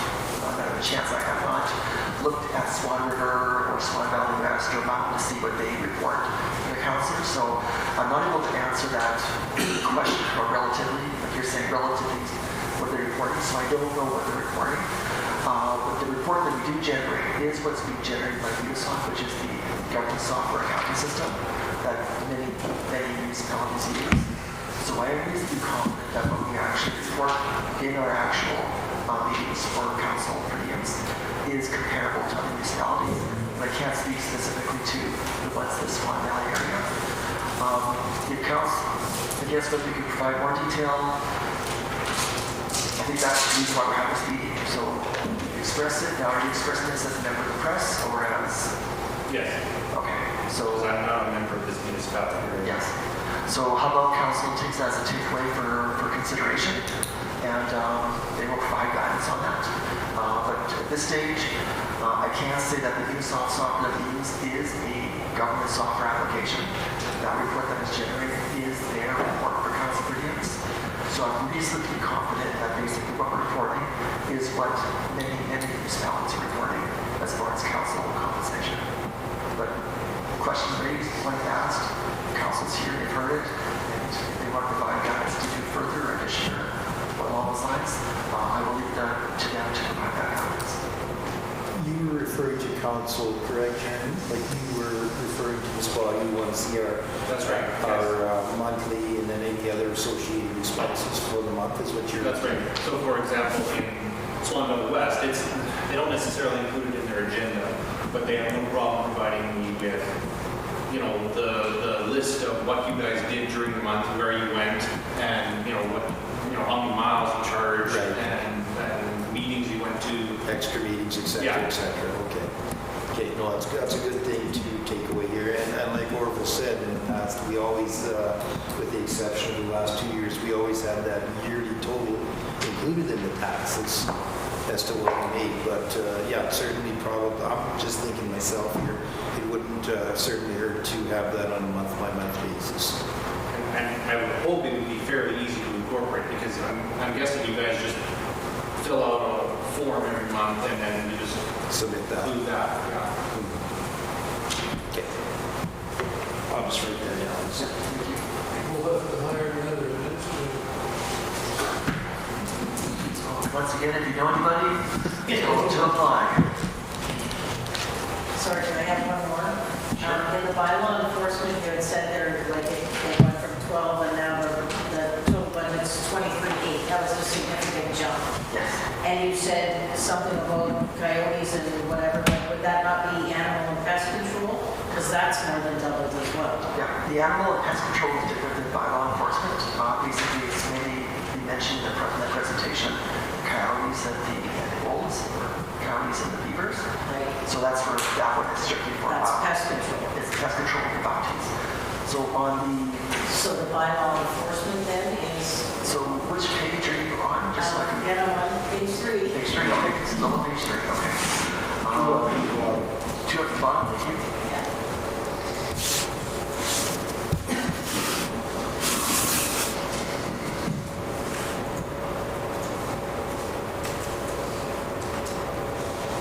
So at this stage, yes, we are anticipating having to pay more for bylaw enforcement.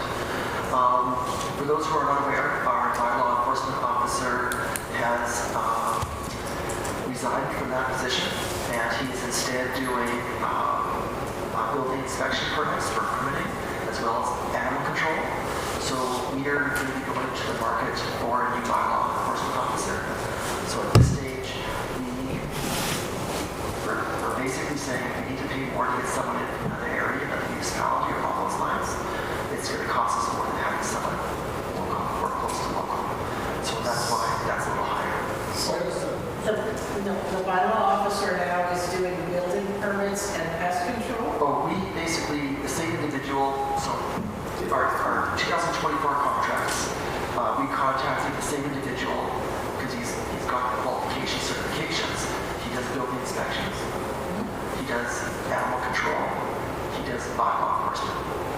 All for the, or All for our municipality. he's wearing exactly. one. Yeah. So he's stopping doing one of them. Yeah, he's no longer doing bylaw enforcement, so we are looking for a new bylaw enforcement officer. And the challenge we have is we don't know if it will cost more to get someone outside, so travel, maybe a higher rate, I'm not sure. So Is that a mandate? Why does this position exist? How did it become? Does anybody in town want her? Want a bylaw officer? well, we haven't started recruiting yet. So is she going to be posted out of town? It's going to be posted, so where, how, and to be determined.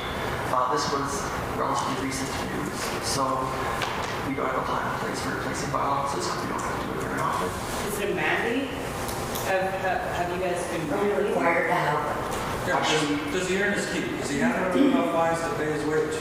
Do you know that they're the both bylaw officers in Alberta and Saskatchewan and BC? Every municipality has a bylaw enforcement officer because every I've municipality, never had one before Dale that's not a good thing. Because you've got bylaws, which are laws for the Well, if it's municipality. not a good thing, there must be a real big reason why we hired him, right? We should be able to remember that. So what's the bylaw enforcement need anyways? So we have bylaws, and basically those bylaws are the laws set up in the municipality governing areas that we have to establish laws for. So nuisance bylaw, you've got your dangerous animal certification, you've got your unsafe property bylaws, you've got other bylaws where basically if there's not compliance per the bylaw, you have to do bylaw enforcement. That's what a bylaw enforcement officer does. So is it a mandate? Have you been mandated to hire a bylaw officer? I can't speak to that because I'm not, I don't have knowledge as far as whether we're mandated you must have, but the next question would come to, if you don't have a bylaw officer, who's going to do it? Princess Auto. We used to, yeah, it used to be a community situation where like I can remember Henry Barkowski coming over and having a chat, and it used to be the councilor's job to We still do that. community. Yeah, we still do that. Actually, we haven't had that for several years. I've actually, council members have done conversations, for example, About bylaw standards? bylaw enforcement. So what we've been trying to do is, and I can't speak to the whole district, I don't have a track by the site as far as previously, but often, not as a rule, but basically I know there are situations where if there's a bylaw issue, quite often councils will talk to the individual before going to straight bylaw enforcement. Now, And that's happened here in our community? That's here a few times, yeah. I've never heard anybody mention. So as councilors, do you require the backup of an officer? Like in your, have you run into that? Like if you guys say it's needed, tell us it's needed. And you know, I think we do need a bylaw officer, but I'm thinking that council can still go out to the public beforehand, even before the bylaw officer gets involved, and have a nice conversation and maybe rectify the bylaw. Make it approachable. Yeah, and if we do have a bylaw officer and he's not doing nothing, he's only getting a retainer, is that correct, Trevor? Which is a very small amount of change. he gets a minimum retainer for being available on call. Right. And a lot of that is also tied to the animal controls, the dog running around biting people. You're not going to wait 4 days for him to get tapped take care of it. So there's retainer for on-call. There's also a mileage rate. There's also hours that we pay for his time. And then the cell phone as well, just so we can actually reach him. And if we weren't utilizing the ton, that number wouldn't be that number. Yeah, it's based on utilization. The retainer is just for availability. Okay, It's so all. who decides his utilization? Is there a call sheet where these complaints are coming in? Where you Or is he making up his own? No, it would have Does to he be, get to decide how he's? it would have to be a complaint from somebody, like, So there's something, you guys again have something to justify this wage. right, yeah. Can we see what justifies Yeah. this position? Yeah, we should be able to see. Because Well, if he's catching 3 dogs a year Are you- for $50,000. are you asking if somebody's making a complaint against you, are you asking to find out who that person is? No, I don't care what the name is, you can take the names off, right? There has to be a list of tasks that he was asked to perform, right, to justify his position. Like, he's got a job description. He probably, like, as a corporation, you must have to do performance reviews on employees, right, every year. Because there's lots of people that have seen a bylaw officer driving around with counselors. So what does that entail? Like Derek, when you drive around with the bylaw officer, how does that work? I drive around. Yeah, I've never driven around with them. you've never driven around the Dale Roads? I went to places where he has been to talk to the people afterwards. Okay. So in those, I guess you can. Yeah, so you mentioned someone would fill out a sheet like this, and there would be a complaint, and it would come across the office. So then you guys are tasked with that first, and then if you can't reach a resolution, then the bylaw officer is then engaged? It could be either way. What is the process? I'm going to be honest and speak my opinion here because everybody else is. The last time this enforcement went through town, it was a disaster. I can tell you stories of people that were harassed. I'm not for what went on before. Yeah, very much. I like the old way where we were a community. If a counselor had a problem with your yard, you came, sat at the tailgate, you had a coffee, you talked about it, shook hands, and you left. So this is a contentious issue, and we really have not discussed it in council yet, as far as carrying on with bylaw enforcement. So shouldn't the community Actually, be able to? I'd just like to add some clarification. Previously, the municipality, it has bylaws. It was not enforcing its bylaws. So Well, basically, we couldn't even have copies of the bylaws. There was that situation existed too, which we're currently working on. administration was wrong, there was no, Yes, you're correct. You're correct. I didn't realize that our community is that place. I was just saying, is that crazy a community that we have? well, we have bylaws? counselors that aren't speaking about it. Larry, can you help us out with this? It's a question which. I'd like to know who hired the bylaw officer. Council. Did we have a reason? Previous council, not me, I wasn't in council. Did we have a reason? Because we've asked to see notices and we don't even get answers. We don't even get email answers or. What notices are you referring to? Pardon? What notices are you referring to? Just, well, any handwritten complaints. So complaints are, we bylaw enforce based on complaint basis. Complaints are confidential. The Oh, municipality- understandable, I don't want to see a name. Yeah, so we do not share, we do not make public. Well, because those it's complaints. confidential, they say. Therein lies the problem. Therein lies the problem. A counselor could put a complaint in if he didn't like you or anything, and the public wouldn't know, and it could go on and on and on to Well, and if it's mandated. disguise the limit. They want. It could be a full-time job year-round for a bylaw enforcement But because it has to work officer. that way, it has to have a chain of events that happen. There has to be a process, right? The bylaw should lay down the process. The complaint is received, this person is engaged, and this is engaged, and this is engaged, correct? So we should have a chain of action to prove somebody's worth. We don't need to know the specific events or who's ratting on who, because then it becomes a personal issue, which is why we have the rules and the bylaws. Which is why we have community council. Which is also the reason why you've got a bylaw officer. You need a bylaw officer rather than a council member or council members doing that role, because you're right, it's confidential complaints. A council member can make a complaint just because of whatever reason.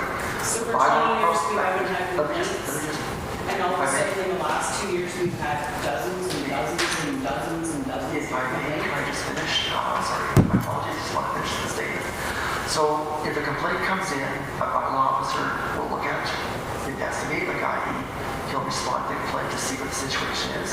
We have complaints where basically, no, this is not a violation of our bylaw. Sometimes that's just the bylaw officer talking to the individual saying, you know what, you should probably tie your dog, or you know what, you should probably, when you're burning that burner and that big billowy pile of smoke is traveling into someone's backyard in their house, maybe you tone down the leaves and use dryer wood or along those lines. So not every complaint turns into enforcement. So anybody can file a complaint. A counselor, an individual, anybody can. The point is, a complaint is not bylaw enforcement. A complaint leads to an inspection or investigation, and then based on the findings of that, bylaw will then the enforcement process will But start. there is no proof that there was any complaints made. No, we have proof of it, but those could file. So there is a paper trail. There is a paper trail, and those complaints again, because we've had individuals saying, I want to know who complained against me. And No, we there don't was know a if this complaint, is up. there was a complaint that Dale Rose had spoke to us about that our studio wasn't insured. There's no way on the face of the earth that someone complained to Dale Rose that our studio wasn't insured. Larry, you didn't even, you had said you didn't know, so Dale Rose had to talk to you about giving us a notification about a studio not being insured. And you didn't even know what he was talking about at all. I'm just going to interject that the purpose of this meeting is to talk about the 2025 operating expenses. So, But we've never been able to talk about bylaws. okay, so what our suggestion is, counselors drink coffee, you probably drink coffee, We've sent many have a emails meeting, and questions. basically, or if you'd like to, you can appear before council as a delegation and ask those questions as well. So I just encourage that those options are available to you. So from the financial side, could we request a list of how many things he had to deal with last year to justify his wage? That seems like, we don't need names, we don't need anything. So you have to do 25 things or 500 things. If you go on our website, every second meeting of the month, the bylaw enforcement officer has a report. It's public information, it's on the website at this very moment it's on. Just go to the list of initial meetings and look for every second meeting, and that's when we do our department reports, and you'll see a bylaw enforcement report every single one of those meetings. From 22 and 23? Going back to 23 December, 23 December. Yeah, not 22, not, when was it, midway through 23, Trevor? I can only speak for the recording as of November of 23. That's correct, yeah. There's no Because I was looking at some of the old meeting minutes there, and it wasn't in there, so you'd have about 18 months of accuracy there. So does the community get a say if they want a bylaw officer or not? Has the community been approached or engaged at all? No, we'd like to just, yeah, we're here to talk about, well, specifically the budget today, but I'd be open to talk to anybody about the bylaw end of things at any time. That's me talking personally. So, just to clarify, the reason it is double is because we may need to hire somebody else. It's not quite double, but the point is, the reason it's higher is because We may need to. I suspect we're going to have to pay more because, put it this way, nobody likes the dog catcher. So if you're a bylaw officer in the community that you're in, it's difficult. I just don't see what's Isn't that the scary part? Why do we want somebody from out of town Well, all I'm really going is basically is that to write out notifications? when you're That's scary. doing a new contract, typically you're paying more, very rarely you pay less. So that's why that amount is higher, just to make sure that we can recruit. We've also talked to some municipalities about potentially shared bylaw officers, and there wasn't much interest in that. So this would have to be someone who we hire. Also, we don't have enough work here for them to do it on a full-time basis, so you're paying more per hour, more per activity if it's on a part-time or on-call basis. I just have one thought in relationship to the same sort of thought process. Is I have asked for a copy of the building bylaw. It exists. nobody has been able to give it to me, and yet we're paying him probably thousands of dollars a year to inspect buildings, but there's no building bylaw for me to see the criteria that is being used. Like, how is it possible?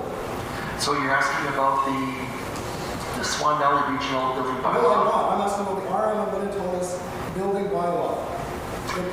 So, It's not posted on their website. The planning district, yes, I understand they have their building inspector that they run through, but he's not going to have to do our building inspections. So what are we paying this guy for? If we don't have a bylaw that shows what he's using for his criteria.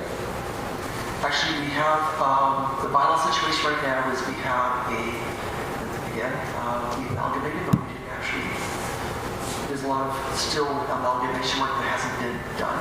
So we have a Village of Bowsman building bylaw. We have a Town of Minitonas building bylaw. And we have a RM of Minitonas building bylaw. And being that we amalgamated 2015 gives you an idea what the age those bylaws are. So at this stage, we've got that. And the challenge we had as well is basically in the municipal office, we could not locate those documents. And that just goes back to... But they unleashed a bylaw officer without documents. Well, he's licensed, he knows the building bylaws are basically built on provincial guidelines, and it's not, these bylaws we have are just basically developed from provincial guidelines. So he's licensed, he's certified in the provincial, so it's not like council made their own bylaws with different criteria just to meet our situation here. We have a bylaw that incorporates provincial regulations, provincial requirements. So at this stage, yes, he's qualified to do building inspections. He's certified and licensed to do those. But basically, we don't have bylaws we developed ourselves for that purpose. We just have bylaws that incorporate material from the Swan Valley region as well as provincial requirements and guidelines. So where I was kind of going is those three bylaws have to be updated and merged to reflect the municipality towards Bowsman. And that's been a project as anybody who's been attending our council meetings. We've been developing and updating bylaws steadily for the last several months, going back to probably September of 2024, and that process is still ongoing. And that is when those bylaws are ones that are also on our to-do list. And there's another thought. If you have a dog tag that has your phone number on it, somebody could phone you directly, and you wouldn't have to pay $300 for the bylaw officer to make a trip out here and to make a phone call and bring your dog. Like, why would that not be an acceptable alternative, or in conjunction with? Well, our dog tags come with numbers, so we can actually track the dog tag application to the actual dog tag. There's nothing stopping a dog owner to engrave their phone number. You could probably go to Home Depot and get them to do it for you for $5. I'm just saying, but then what's the point of paying the guy $50,000 a year? You can just phone your neighbor and say, hey, your dog's out. Well, it's probably because your dog bit somebody. If your dog bit somebody, then no. How many times did your dog bite somebody this year? Well, actually, it has been occurrences. We had a bite. No formal complaint has come in, but basically, there are bites. There was a lady that needed stitches badly. Yeah, okay, I'm not arguing that. I'm saying that's what they're there for, right? Well, you asked the question, so we kind of answered it for you, so I'm not sure. Is there another question? Or? Again, why are we paying the cell phone bill? Sorry? Why are we paying the cell phone bill? Well, it's kind of hard to get a bylaw officer to respond. You can't call up. So he's at the phone, and you actually call him out. So basically, he's incurring expense for us to maintain communications with them. The bylaw officers are making quite a fuss around Canada, and it's concerning. It's not just, Just prove to us that we need it. yeah, more. Just because we have bylaws doesn't mean we need bylaws. First, we got roads, we don't have a road officer. We don't have use cars, we don't have a use cars. Well, you kind The of existence of something doesn't therefore create the existence of something else. That's right. You kind of touched on it before when you said council members could be found in a complaint and things could go that route. You need an objective person separate from a resident who's filing a complaint or a potential council member who's filing a complaint, because then the collusion part is basically you've got an independent person who's basic experience. So what's next? We need a male one, we need a female one, we need a... Bylaw officers can carry, you get police officer status or, and then they can carry weapons. So they do That's not, it. they do not have a safety officer. The last day of the meeting, there were things passed in those resolutions that the bylaw officers get, what do they have on reserves? Same rates as a peace officer? Peace officer status, and peace officer status carries, they can carry guns, and that's coming. That is coming. Just because it's at the AMM does not mean it's happening at municipality. That's just It's happening Canada-wide, and it's farther on than just Canada. We don't need a bylaw officer. And council is like supposed to be. So just because the AMM says something, we don't necessarily have to do it. exactly. So nobody can tell us we need a bylaw, so we get to decide. If the Manitoba government puts Questioning the budget, line budget item, yeah. can you prove to us that we need? So- I think is all we're asking in a million different things.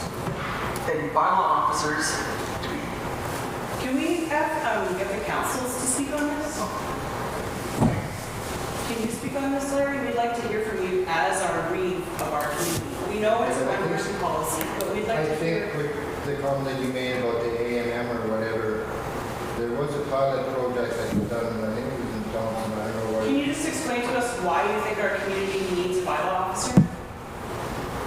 Because if it was left untouched or alone, nobody did anything, do you feel comfortable that people would move into this town, that it would stay nice and clean? Things would I get think- overlooked? Would things get overlooked or stretched out? Things are getting overlooked and stretched out whether we have a bylaw officer or not. Our community, if we're not community minded, and if we don't have good leadership, we're being forced out by bylaws and taxes. The We whole need leadership. We need good leaders. The whole intent is to build a community. And if you have a community, and I know this from a person that was moved in here a few years ago, whatever, they said they came to this community because it was nice and clean and quiet. Yeah, Henry And in Bartowski order- did that without a bylaw In officer. order to maintain that, you have to have some type of rule or law, correct? Or else it'd be just chaos, wouldn't it? Some guy could be beating his drum over there, you can't do anything about it. Beating is what?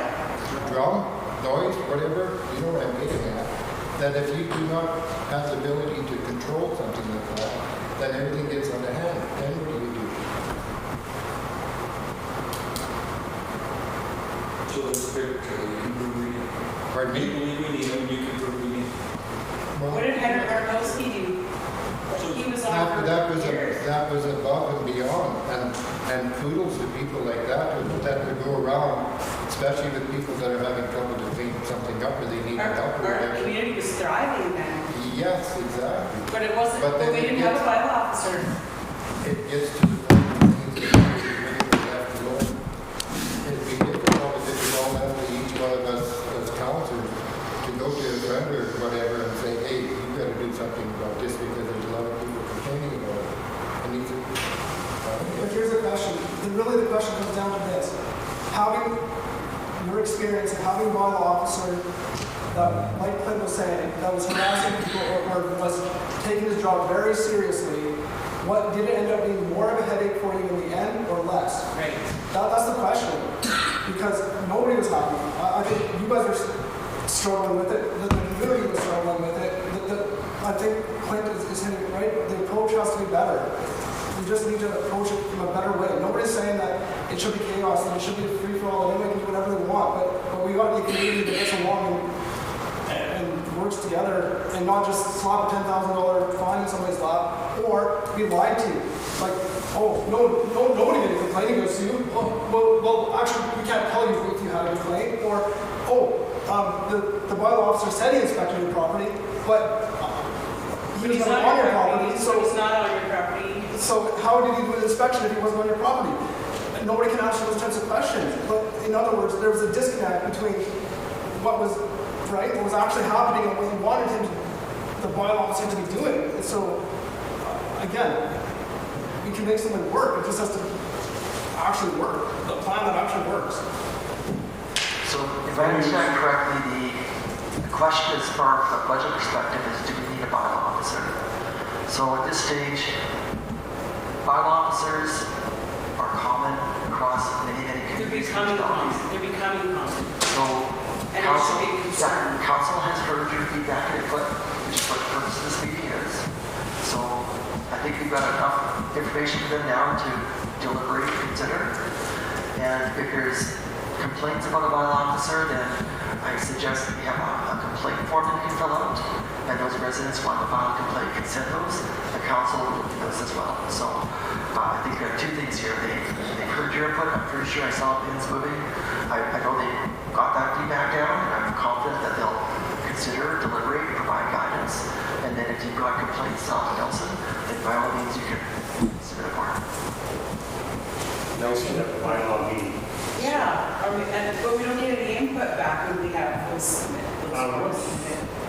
Off topic. Road maintenance, now is that Sunday or Sundry or what? That's page 4, 7 or 8 up at the bottom. You can. Road maintenance Sundry. Or is that supposed to be Sunday?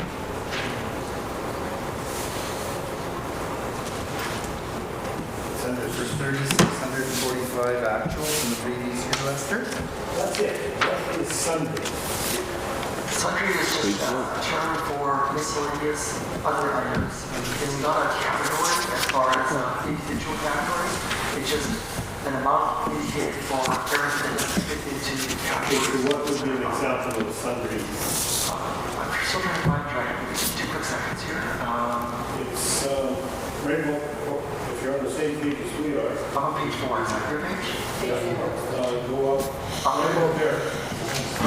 It's over there. I can't read it. It's on the very Am I getting warmer or colder? It's right below flood repairs, you can see that. Flood repairs. Well, flood repairs. So road maintenance Sundry. Okay, I'm on this.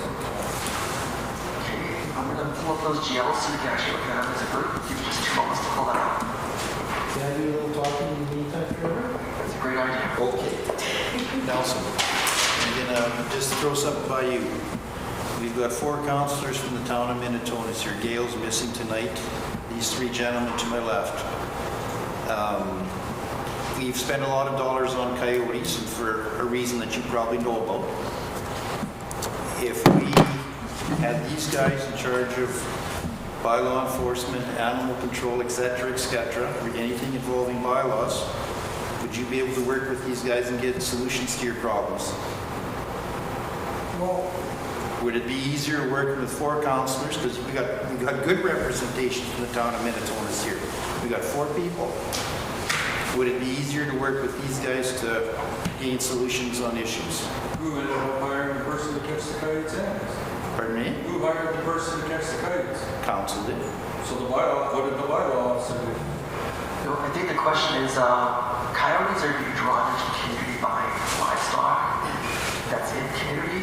So I think the question is, if I understand correctly, those people who have livestock in the community, which Isn't supposed isn't to be compliant with the bylaw, we're trying to find solutions that they, no, farm animals. farm. Excuse me, I don't agree with that. I'm not for that. Don't put my name by that, okay?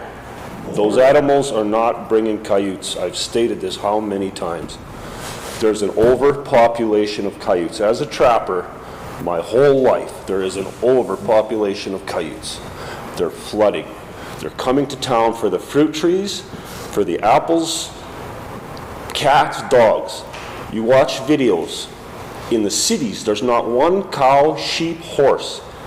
Coyotes are killing cats, dogs, attacking kids. Nothing to do with a cow, sheep, or a horse. Plain and simple. We have to quit using that as a way to get bylaws pushed through because it's false information and a lot of the public is noticing it and it's not good for us as council. If they were cows, why would they come to town? If we're going to blame animal, like a horse or a cow, we better start making bylaws about barbecues restaurants, taxidermy shops inside town limits Taxidermy shop. because they bring in a lot of smell, more so than a cow or a horse. On the outskirts of town, these are on the outskirts, acreages, not lots. I was referring to council discussions that I was in attendance with. I'm not a livestock or a cow expert. I'm just correcting that because I don't want my name with that. This is just the discussions that the council's engaged in that I've listened to, and we're basically taken from that. So. But some of council sat and agreed with you. So if animals, if livestock is a big draw for our kites, no, they are. They're being attracted. So if that's true, that animals are drawing, so then why in the world would they come to town for a few little animals when they've got rentals over there, they've got 300 cows? Why would they even come over here? There's more cows per square foot in 300 cows than there is in town. I can only speak in regards to my cat. So my cat smells food. If you can get the food, it's a mouse, he'll take it. But if it's a big rabbit, he probably won't go for it because he can't. But he still smells the food.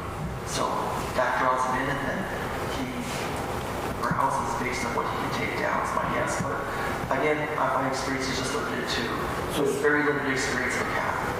So Swan River and Winnipeg. Yeah, but let's just do some basic, simple things that I can say for myself. The coyotes come to my neighbors to eat the fruit trees. I got it on video. I see them at night. I see the tracks in my yard. They're doing the fruit trees. Literally, they're not going after anybody's chickens or cats or dogs. Over by the church, the cats, there's 3 cats that go through that yard every night. They haven't died, and I've seen them for the past couple of years on the cameras. So coyotes don't just come to town to kill cats unless they're hungry. But coyotes are around. I can hear them almost every night. They travel miles. But they do live by Sandilands. It's a home for them. They live by Stevens. It's a home for them because there's cattle. They're waiting for a new calf. Any farmer knows that. They'll jump on a new calf as soon as they're born. What about a new sheep? Same difference. But, I'm saying in general, though, I've seen lots of coyotes. And I've seen them jumping up to grab them off of the fruit trees.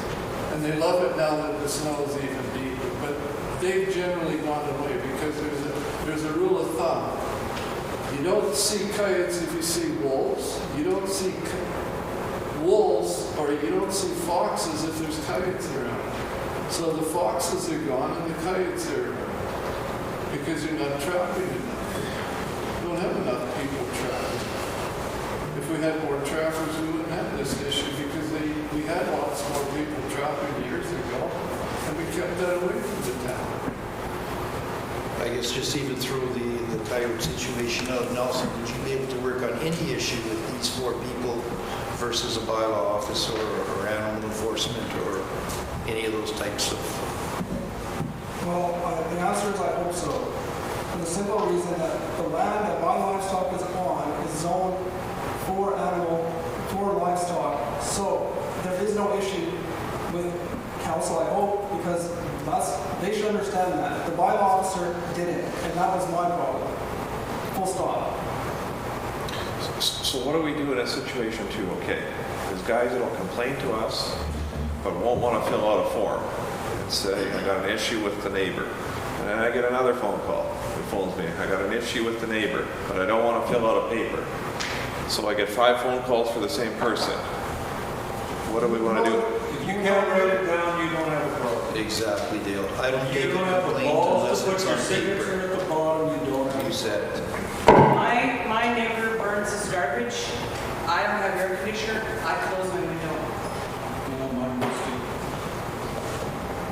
And that's So then, that's something as a community we let our neighbors do. so if I'm listening right, I don't know. But Nelson, you have sheep? Yes. town. Yes. And the coyotes are killing your sheep. They have not killed a single sheep or talked about it. So if the coyotes are coming to town for your sheep and they're not killing your sheep, how come they're not killing, or they're coming for the sheep, how come they're not killing your sheep? Because they're not a target. It was a complaint? Somebody said that it was, and somebody just believed them, or how did that work? All I can speak The to person that should be complaining about the coyotes in town should be Nelson. This is a great conversation. It's good to have it. All I can say is the bylaw enforcement is based on a written complaint. If there's no written complaint, there is no bylaw enforcement. And so I agree. We're on top. Yeah. There's no way that, what Tony, he's went through, there's no way. Did you answer? Totally no way. Excuse me. Did you answer? Let's get back to Gary's question to you, Nelson. Did you answer his question? He did, Okay. said he- yeah. And he agreed, or he said? Oh, yeah. And then the bylaw officer told Tony he would be back next year. That there's no way that's safe. if a bylaw officer is saying that, then file a complaint against the bylaw officer. Because I'm again, pretty sure she did, It's and nothing happened. But they wouldn't be trying to fill out reports, right? So we can see, He did pay the we can see, and we don't know. It's pretty simple. We've asked for the trails. Last year, speaking from an answer, Jared? For the sundry? oh yeah, Yes. when we had that discussion, if you look on the big screen, the answer's up there. So you were asking for road maintenance sundry in 2024. It was comprised of these items, basically all weather, mixture of some permit we had to get, unified membership for roads assessments, Swan Valley Consumers Co-op dust control, we paid some there, and then some other small items. Doesn't matter. It's on the sheet. So again, the budget is the projection based on actuals, so this is the actual, this is not what's going to appear in the budget. So the actual was 1,400 and the budget is 54,000? 3654. Yeah, 36, 45. 29 cents is what the road maintenance summary says as actual. There's nothing in the budget. That one, no, just about revenue. Give me 1 second.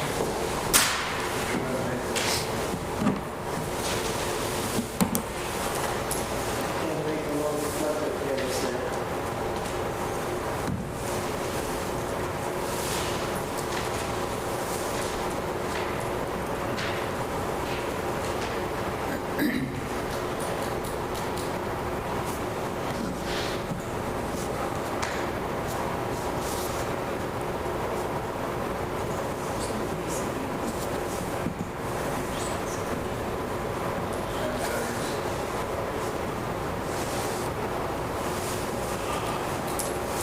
Yeah, but that's only 1468, and this is 66.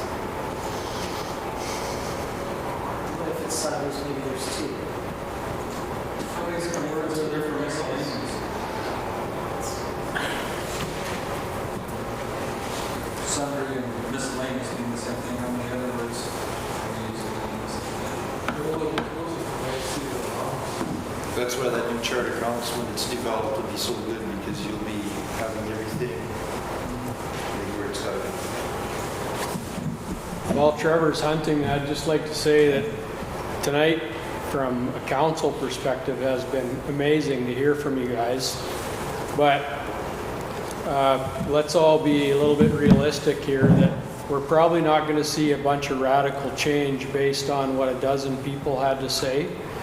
But every one of our email and cell numbers are on the municipal website.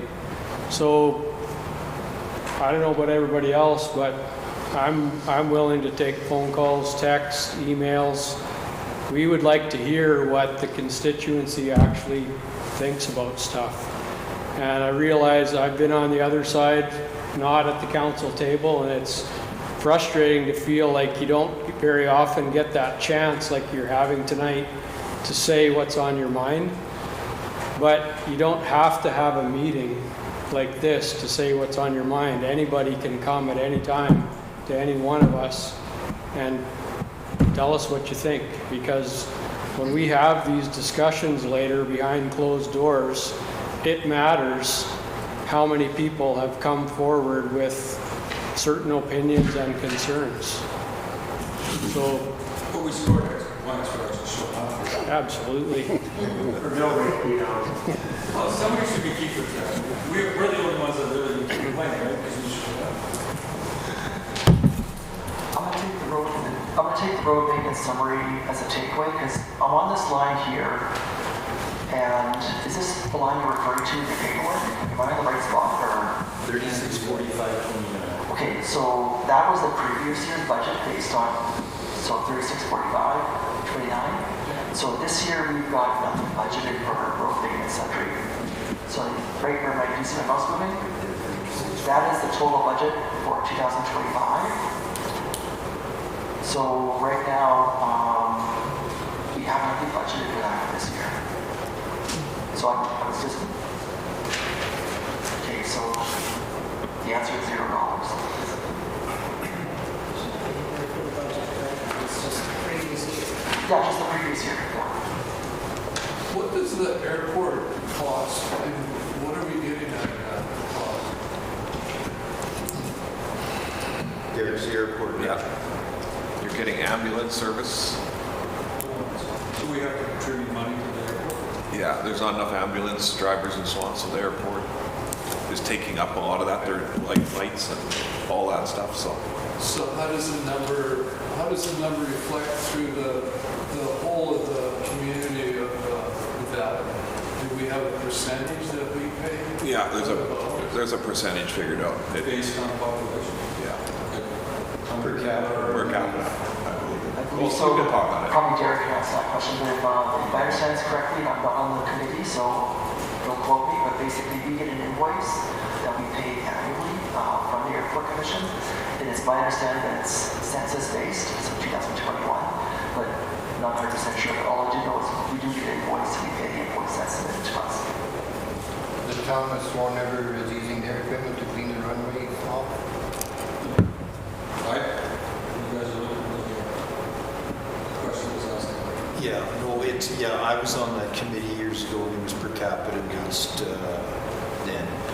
And like Derek said, there's a light flight. I was in town yesterday before I left, 2 had come in and out in 4 or 5 hours. So yeah, with the shortage of the ambulance drivers, the light flight has been utilized tremendously. There's like hundreds of flights that are actually going out compared to what it used to be. I can't remember the number, but it was like 137 flights in like 2 months or something. It's one of the things we have to contribute to. Very important. That's an important one. Yeah, we don't want to lose it. No, health is, we never know when we might need it too, or anybody, so. But that's how they're divvying it up in the whole valley or the whole area that it serves. It's by census. That's correct. Can't get much more fair than that. No, that's as fair as you're going to Weather permitting. get. Yes. Anything else?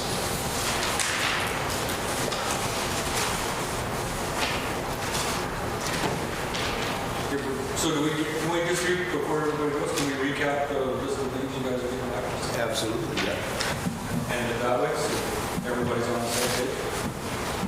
Okay, first of all, here, I'll start from the tail end here. Bylaw officer, we're going to have a good discussion as to how we're going to pursue this and what we're going to do. And was that mandated? Is the bylaw officer mandated? Well, okay, I heard this question before, like mandated. Like keeps taking me back here, I've got to ask, like, is this something that recently came up, like to have a bylaw officer here? Because I'm kind of lost. I remember years ago we used to be able to apply for the dog catcher job or whatever, right? Was it just something recently that come here? Because I sense an internal conflict, I just can't really figure it out. You know what, I'm just going to back it up a bit too, like, Bowsman's always had a lot of problems, it seems like, for animal control, really bad buildings, and council at that point. We just didn't want to be, I guess, involved with going out and, we're here to manage, not do the day-to-day stuff. So at that point, we kind of switched gears. Right, okay, and to go. I remember years ago, you used to be able to apply to, like, if you wanted to take on a position. That's right, take on the role. So it sounds like this bylaw officer label has been put on to a bunch of different applications or jobs, correct? Like, is it all together? Yeah, that's Bowsman.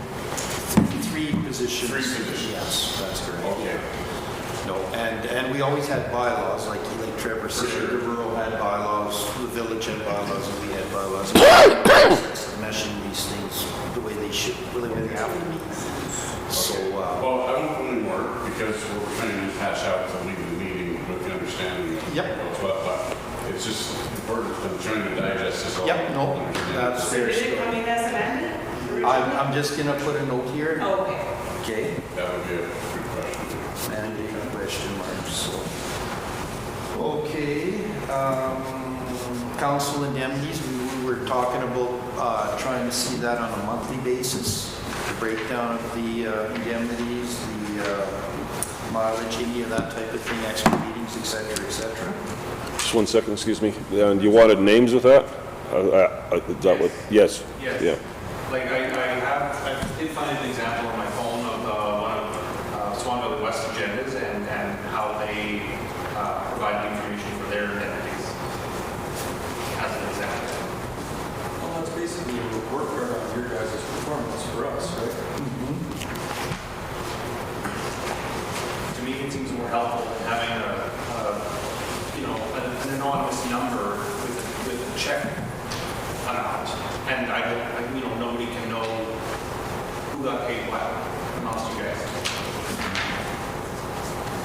Somebody also asked me if the monthly water testing report could be published on the website somewhere. Okay, I didn't have that.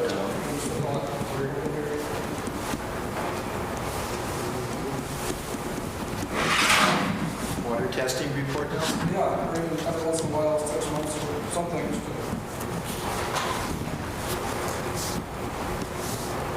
And what were you thinking for time frame? Like, Whatever, just once in a while. like periodically, quarterly even? Yeah, I mean, something like that. But I don't know what this, somebody just asked me the question, so whatever.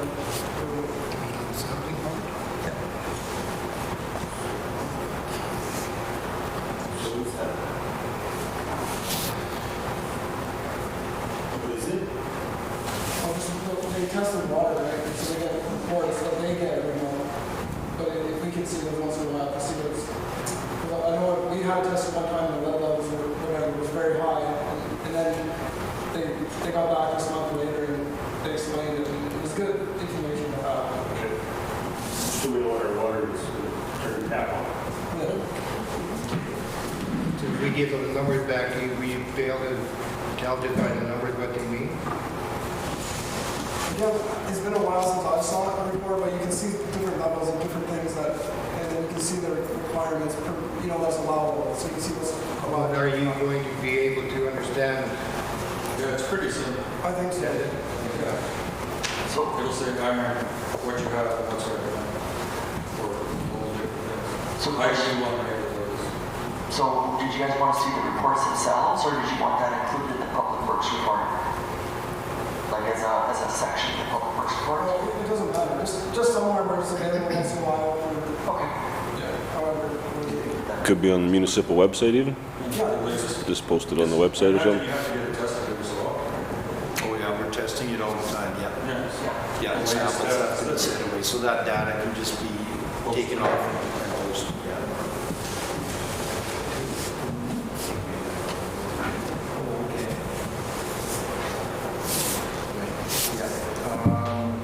And the report for wages, I have that here as well. Like for the council, we did that already. What's that? That was for the council, right? No, for general office. General offer. Now the question is administrative staff as well as public works staff, because we have different departments. You have a huge number beside a one-word explanation. We're just looking for some. Yeah, you're looking for It's $500,000. administration. Yeah, with one word description. Come on. So it's a further breakdown of that. Chief Yeah. Administrative Officer and staff, it says. Yeah.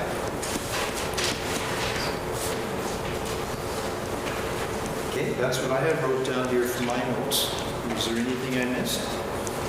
Well, I think just for everybody's good feelings, on the first thing in the miscellaneous column is a rose gold pendant. I think we could get a specific explanation of that one. You know, just to reestablish a little trust. Maybe that one should maybe come up at the next meeting. So with that one there, we have to pull the appointments, like I can't speak to Yep, it. I would not expect anybody to want to talk about that one just off the cuff right now. Okay? That one would probably come with a receipt and maybe an explanation. So, I'm not there. no.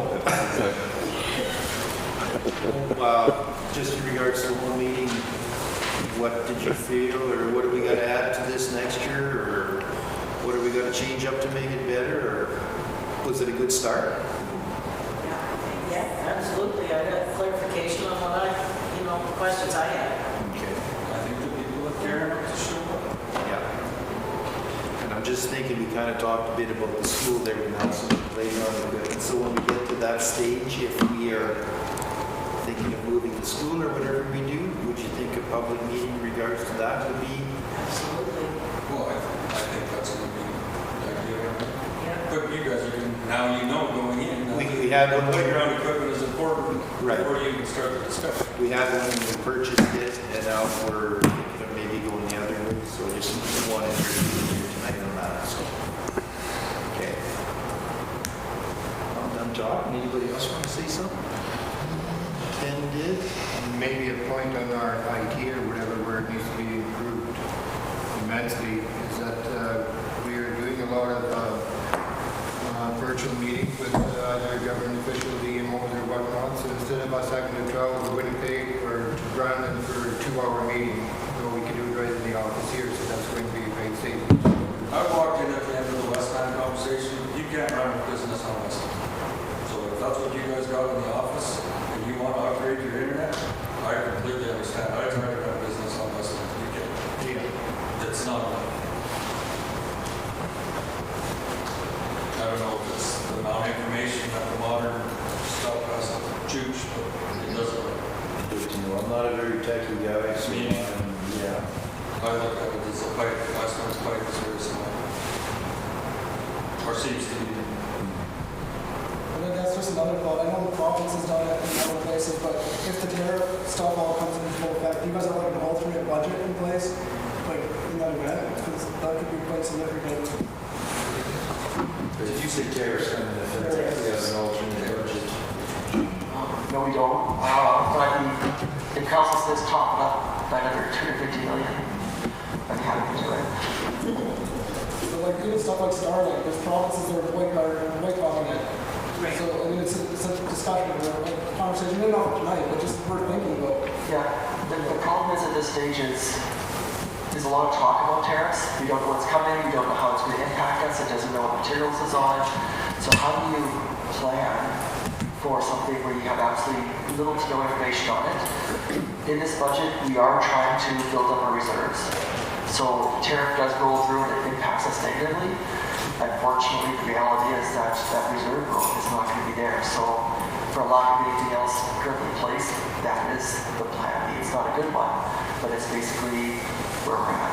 Now, of course, between now and finalizing the budget, we do hear, say, 2 weeks that there's going to be a tariff and we have to raise it. This is preliminary, so we can always change it. So, yeah.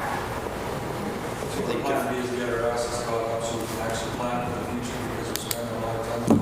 So, seems like a fair answer. Do we have a goal? Like, at the end of 2026, we're actually going to be at the end of 2026? As far as audits go? Yeah, like, Yes, we're catching up. So at this stage, we would have been done the 2022 3.5 months earlier, but when we were finished all of our submissions, MNP advised that they've got to schedule clients, and the time frame of the year that we were in right now, they were booked up for 3.5 months. So we basically waited for 3.5 have plans for them to get people free to come look at us and finish your audit. So if it had been basically, if they'd been available to the that would have been done 3.5 months earlier. And that's what threw up our schedule. And that part, I can't control it just because it's basically, we've got windows we shoot for.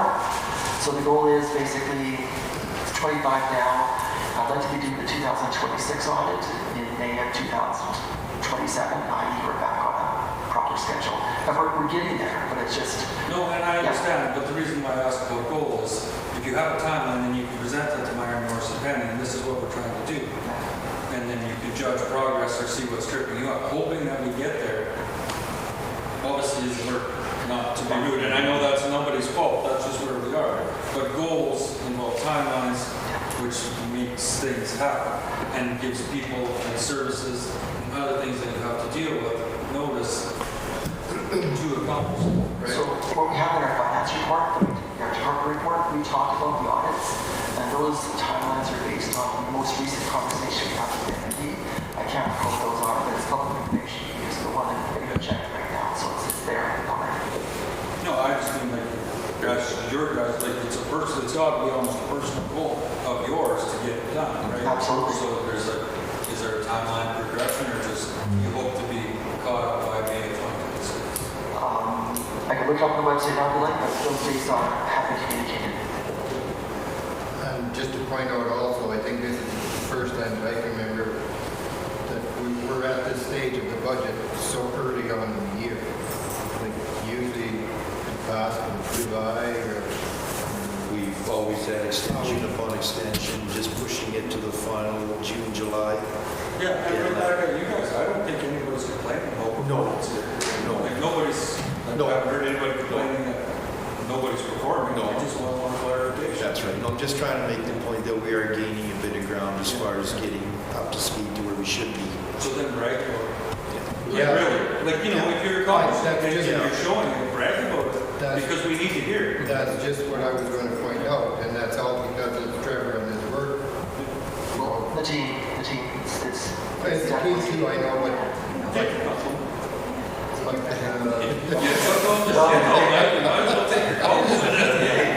No, it's a team. I was going to add something to the, I can't think of it. So maybe later I'll say.